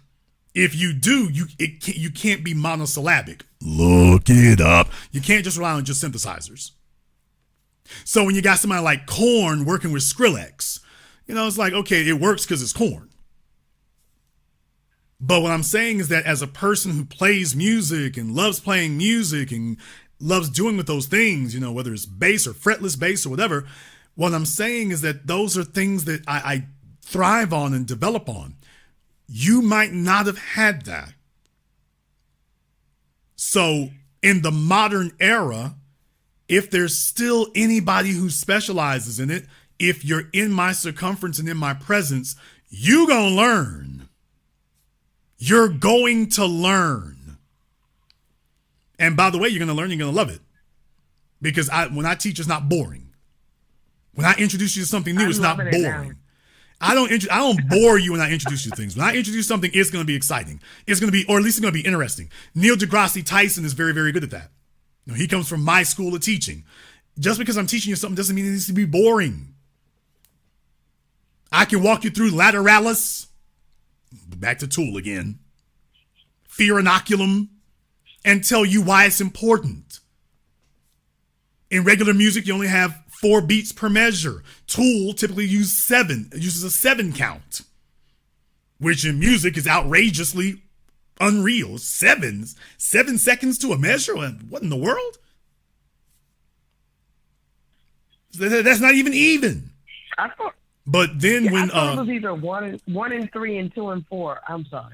Maybe I don't know. Yeah, that's what I'm saying. Well, like I say, if you go into music and whatnot, those are things that you learn, because the human mind works in duality, 1, 2, 1, 2. But in reality, I mean, there's a long history of that, of being able to deal with those things. There's a long history of that in music, if you're able to remember it, and if you learn something from it. Most people don't know that. So if nobody teaches you that, by the way, there's music that has counts of 5 seconds, counts of 7 seconds, Silent Night, 6 seconds. So with that being the case, if you don't know that, you're going to learn something. Just sitting next to me in the truck, you're going to learn things. The average fella you're with is probably not going to teach you that. Probably because he's afraid. Oh, she's not going to like this. Women like a guy who's daring. The truth is, women love to learn new things. They love to learn new things. And most guys don't have the ability to teach them anything. You talked about counts of music. The most historic one ever probably was Take 5 by Dave Brubeck. It was sampled. They used it on Third Base's first album. It was an interlude. But if you all want to know where really the genesis of it was, Dave Brubeck, Take 5. You can look it up on YouTube. The whole genesis of that song was that he had a friend who they played jazz. This is a long time ago. This is decades and decades ago. Black and white era days. And he had a friend who told him that he told the guy that music could be any number of seconds per measure you want it to be. And the guy told him that's impossible. You can have 2 seconds or you can have 3 seconds, which is a waltz. Technically speaking, in music, we don't really acknowledge anything that's 3 seconds as being anything other than a waltz. So some folks go against that.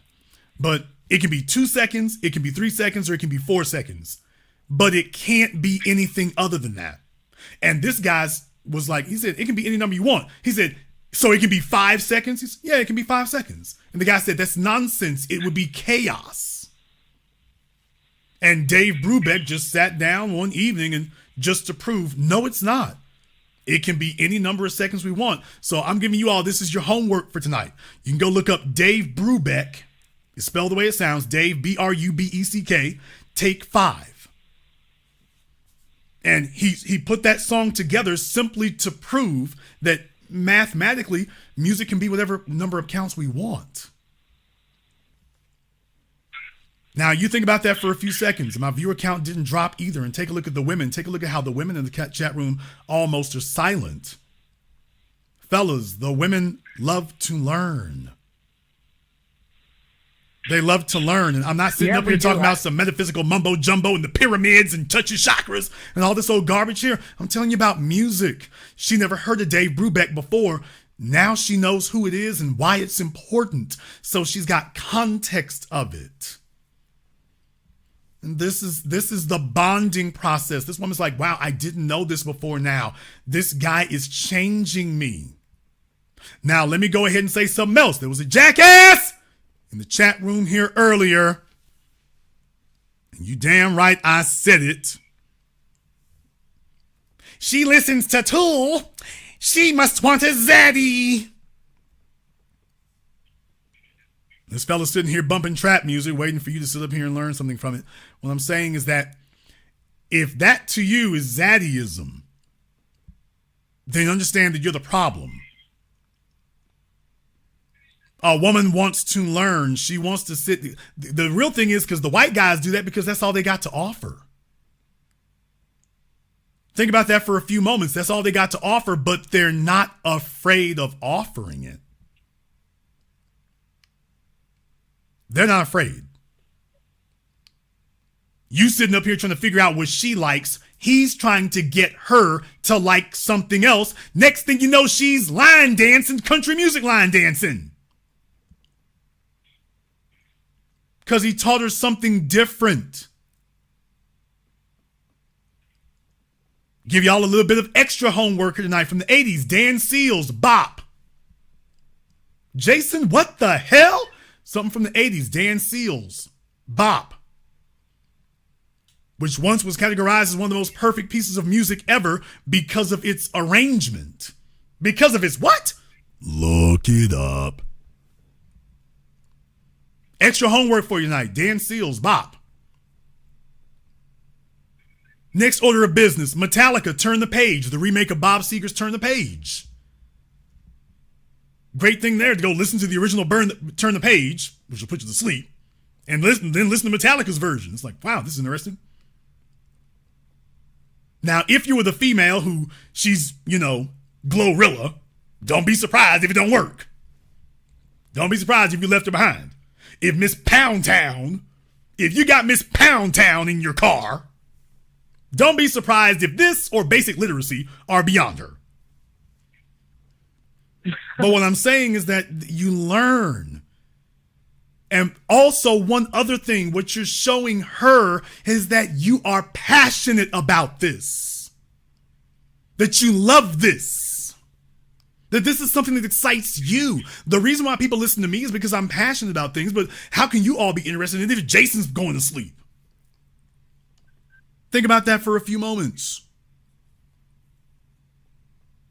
That's the point I'm making. Women want to learn, but she can't learn, especially as she gets older, unless she can be changed.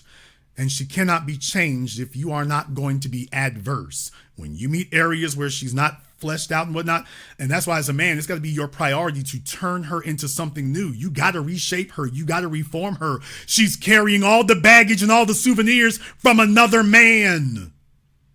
And what I'm saying is that if there's nothing about you that overwrites those files that other man wrote on her, don't you see that this is death? I don't care if she left him. She's showing you. One of you made an impression and an imprint on me. The other one ain't making a blip. Not a blip. You're not doing anything for me. This is how fellas sit up here and be laying up with Keke Palmer and can't figure out how it is that in one evening she can sit up here and lose her damn mind. She didn't lose her damn mind. Didn't you see you weren't making an impression on her? You're her buddy. You're her friend. She's not becoming a different being. Fellas, when you walk in the door, that's got to be the agenda. It can't be subconscious. It's got to be conscious. It must be deliberate. You must be walking in the door saying, I'm going to make an imprint on her. She's going to be a different person and a different being. So that's the reason that we take her to the restaurant. Jason, why the hell are you yelling this? What? Auntie, chill. I'm yelling it because I want you to drill this through your damn thick ass in the block skull. Seconds. We don't take her to the restaurant to get her ready for sex. We supposed to already have that settled. We take her to the restaurant because we're going to take her to a new experience. Even if it's with you, we're taking her in public. This is part of our bonding experience. We don't take her to the park because we're bored. This is part of that experience. When you take her there, she's supposed to leave. When she goes to that restaurant with you, she's supposed to leave different than she came. 60. This is why when you take her to a restaurant, you take her to a place she ain't never been. Remember when I told the fella here a couple weeks ago, call me up. You remember when I told him, take her to a place she's never been, but take her to a place you've never been. Because it will force you to get something different and new. Because men generally won't do that. And I'm saying sometimes you got to force yourself. When I went to Detroit, I didn't sit up here and go to the soul food spot only. I went to Greek Town and went to one of them Greek restaurants. They wasn't like they had a Mediterranean restaurant. I went up in there. The guy comes out, he sets the stuff on fire. I'm like, okay, chill, dude. I didn't really like it very much, truth be told. 10 seconds. But it was different. It's different. And when you challenge yourself and you do that, women love to experience new things. Fellas, discount that. A woman doesn't have a favorite restaurant. Her favorite restaurant is whatever excites her at that time. Fellas, don't do that. Are you taking every opportunity to imprint and etch yourself on here? Yeah, I took her to a new restaurant, but did you have a mission? Did you have a mission for taking her? Did you have a specific goal for taking her? Did you do something that made that experience different so she walks out different than the woman she walked in? That's a way of life in Louisiana. At our restaurants, you walk out different than you walked in. It's not going to be like where you were in Texas or New York or Virginia or Florida or Alabama. Ours are all unique. You don't walk out the same person you walked in. We don't try to emulate anybody else. You walk out different. Most of you fellas, the woman got in your car, she walked out the same woman she got in. She walked in the restaurant with you, she walked out the same woman she walked in. Hell, for a lot of you, she got into bed with you and walked out the same woman she got in. Well, don't be surprised in your relationship if she walks out the same woman she walked in. Fellas, if you see the signs, take a look at that previous relationship, or maybe it was one even before that, who knows? But if she's carrying the souvenirs and vestiges, I didn't have this interest till I met that man. Well, there must have been something damn interesting or powerful about him. I'd like to hear more. And that's why fellas got to have their own agenda. But you have to be fleshed out yourself. You have to be different yourself. You can't just speak one language. And too many guys want to be basic guys. And don't be surprised when your woman wants an extraordinary experience. Basic men don't do that. I want a simple dude. Lie. Lies. No woman wants a simple man. If women wanted a simple man, the women would only have one type of underwear. Women do not want simple men. Women even got multiple types of drawers, and take a look in her closet. She got more than one. She doesn't want a simple man. She wants a man who builds her. If she accepts your simple ass, you're a pit stop. And you're going to say, well, this other guy was, quote, more exciting. I thought she wanted simple, dude. Why do you have to be told that? Fellas, you need to change the woman you're with. She needs to change. She needs to become different. And I'm not talking about change simply for the sake of change. What I'm saying is, are you doing things that make her more like you? Case in point, for example, when I'm not in Louisiana, I might be in some place like Dallas or Atlanta. If I'm with a chick who's never been to one before, if I can't get to Louisiana, at least get her to Papados. That's as close as you're going to get in a lot of places, except for some one-off restaurants. There's a number of them in places, but if you can't get to authentic Louisiana, in some of these big black cities, Dallas, Atlanta, some other places, they got Papados. If she's never been there, you take her there and you demand to order something different. Every once in a while, Papados got some alligator. Is hit or miss. Every once in a while, they got some. It's not always there. And what I'm saying is that's something that I like because of where I'm from. Make it a specific thing to do that. Because that's where I'm from. Now you're imprinting. Now you're changing her. Even if she says she don't want that. Yes, you do. You're going to try this. You're like a little kid. You're going to try this. And then she's going to like it and you're like, okay. Fellas, if your woman likes alligators, she might have dated me. I don't know. Don't ask.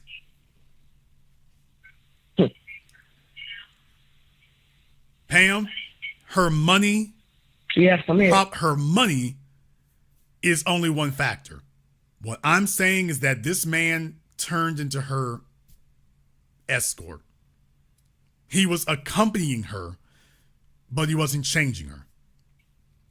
And I suggest to you that no amount of income that he could have will overcome that obstacle. Does that make sense? I agree with you. I want that side chick application. I mean, did you say you wanted it? Yeah, I want the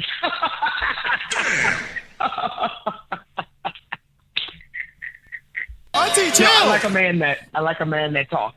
Okay, well, I like a woman who's straight up the middle about what she wants and everything there. So, see my secretary on the way out, and we can go ahead and file your paperwork. I'm getting a new company car this year. So it's never been a better time to be a side chick. Let me tell you right now, never been a better time to be a side chick. No, it's not. I'm getting a new company car this year, so it's never been a better time to be a side chick.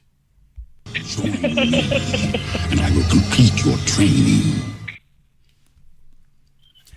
I'll let you have the last word, Pam. You know what? I've been, listening to you, and it's like I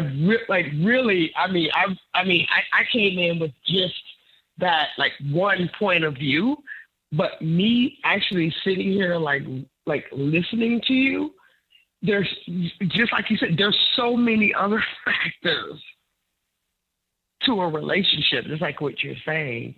You know what I mean? And you're right. If a man isn't challenging you, and if just like you were saying, if she sees you as just it's just so many other factors to relationships.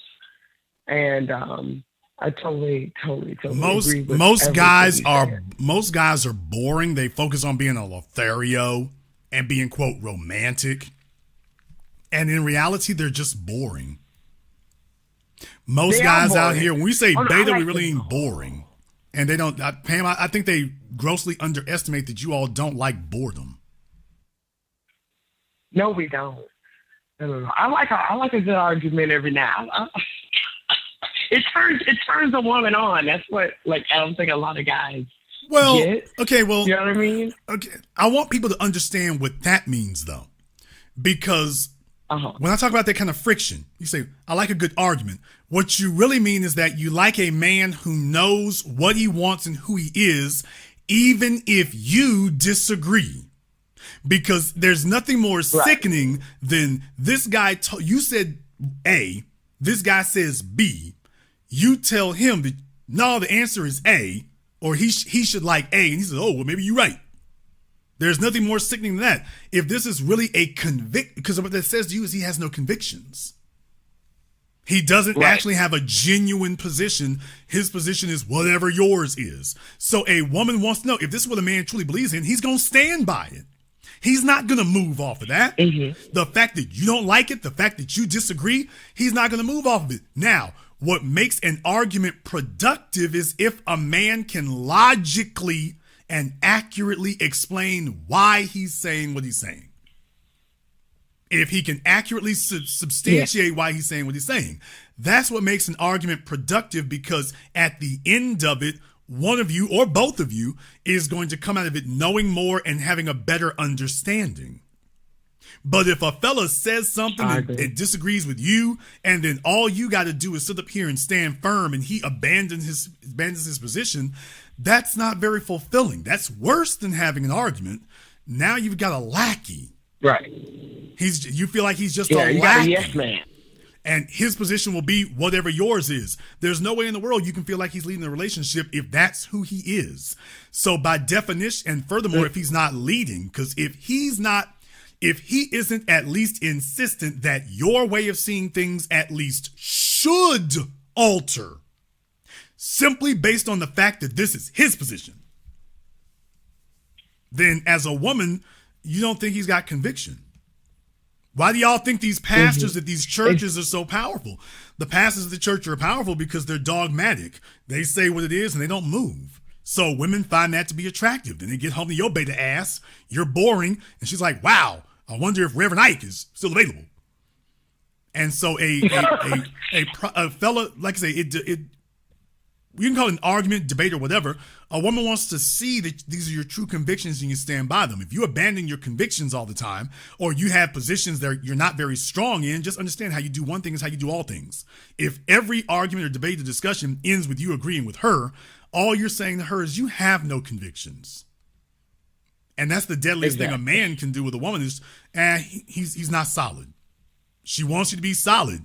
A woman does not want to a woman doesn't want to have agreement all the time. What she wants is understanding, not agreement. Exactly. Yeah, you need friction. For me, it's a turn on. So, well, done the correct way and with a purpose and whatever, it can be a constructive thing. Yeah. For human beings, period, it can be a constructive thing. So I don't want y'all throwing silverware at each other necessarily, but some couples like that too. Please wear helmets and protective gear. But otherwise, if a man has a position, part of dominance is his ability to articulate and defend his position. If he's got the position, even one that you disagree with, he should be able to accurately and logically defend it. It should make sense to you. Even if you're vehemently opposed, you'll respect him if he can defend it. The fellow who sits up here and y'all never disagree and your position is his position and he's priding himself on, we never have fights, arguments, nothing, everything fine. Just understand, okay, and even at that, there's a certain level that a woman looks for. By the way, each woman is different, but there's a certain level that they look for. You're well advised to pay attention. Yes. Well, Pam, put in your side chick application down there at the bottom where it says comments. Just say like to argue. Oh, all righty. Just put it down there in the comments box. Thank you very much for giving us a call tonight. Yeah, Pam, go ahead and put that down there in the comment section.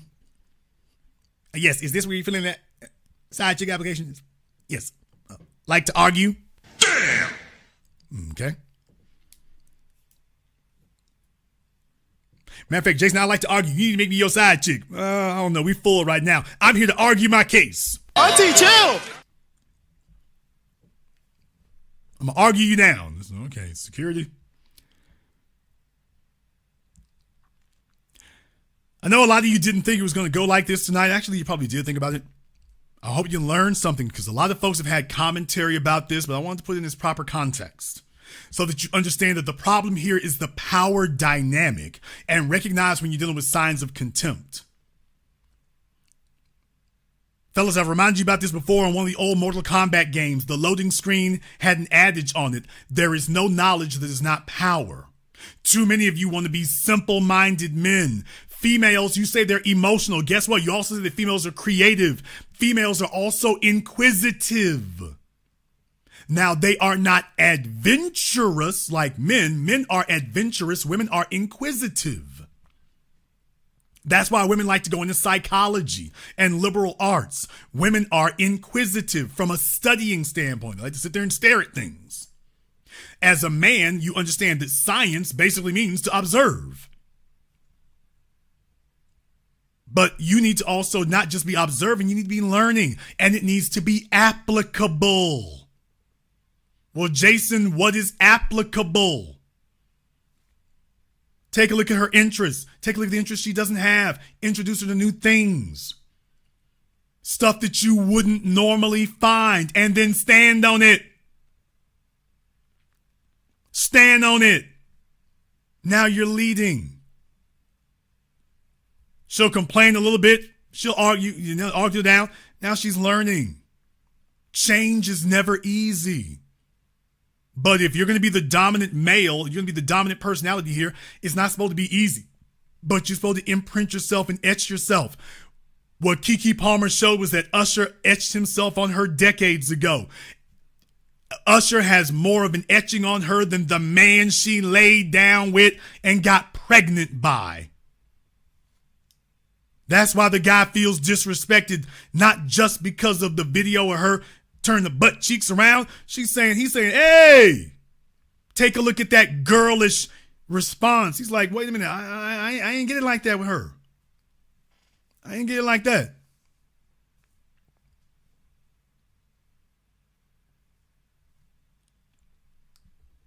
That's the part he's missing.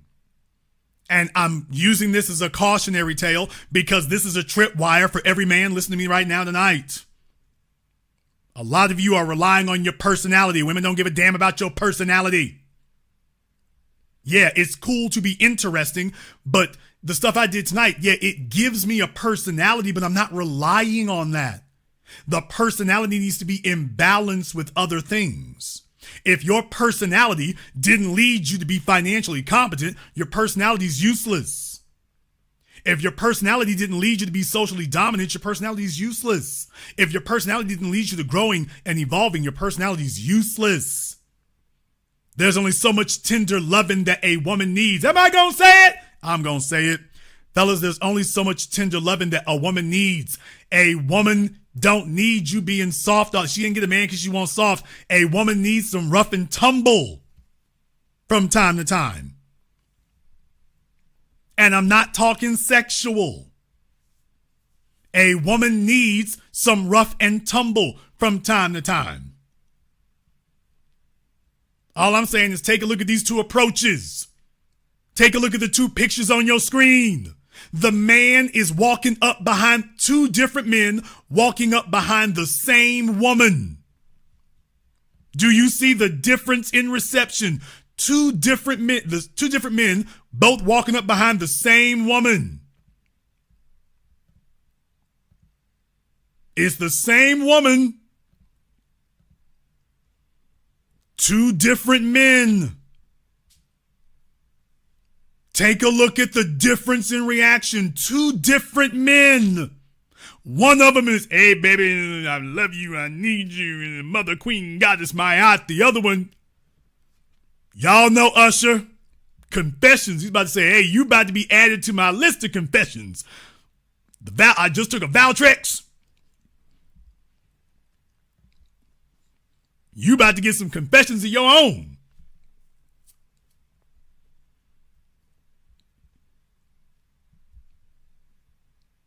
I don't know what more to say to you. I don't know what more to say. We're going to go ahead and wrap things up here tonight. We've been on for almost 4 hours. To all my long haul truckers, my night shift nurses, my warehouse workers, my self-employed people, my stay-at-home moms. We done got you at least halfway through your shift here tonight. Need to take the time to go ahead and slow roast this. I warned you it was going to be a flamethrower. I wasn't lying. It is what it is. I want to thank everyone who has contributed to support tonight's program on PayPal, CashApp, Super Chat, Venmo. Big shout out here to Kwame Kirkland in the Super Chat. Big shout out here to you. Did number 0 make a contribution tonight? Did number 0 make a contribution? Even number 0 made one tonight. Plant-based trucker Cleavon McClendon, thank you very much for your support here. Ryan Indo, what's he up there in Canadian dollars? All right, Canada, stand it up. I want to thank all of you for joining us here tonight. If you are new here to the business, welcome to the program that all your favorite YouTubers love to hate watch. Click that red subscribe button. Click that yellow notification bell. Join us each and every time that we're here. If you haven't been to our Patreon, the link is in the description. Been cooking over there now for about 6 months. We ain't going to slow down. We do it every weekend. You are welcome to join us. By the way, yeah, for the folks with the pilot's licenses, I've been getting back to some of y'all here. If you haven't gotten an email from me here, you will be getting one. But if you have a pilot's license, talking about being interesting in personality, if you have a pilot's license, if you train for a flight school, or if you even just work at one, I'm looking for folks who can help people here in this regard, who want to get their weight up as far as doing things like that. So looking at the whole list of things I want to do. So we're going to get you all ganged up on that as well. So if you have a private pilot's license, if you work at the flight school, or if you are a flight instructor, hit me up. handlethebusiness@yahoo.com. That is handlethebusiness@yahoo.com. We're going to go ahead and wrap this up here tonight. Thank you all for tuning in live or recorded. Can't wait to see the names y'all leave in the comments section for Count Moistula. Thank you all for watching. Thank you for liking, subscribing, and sharing. And this concludes tonight's broadcast of The Business. I am your host, your brother, your humble servant, Mr. Jason Black. And until next time, all of my brothers and all of my sisters from around the world, remember, handle your business, or your business will handle you.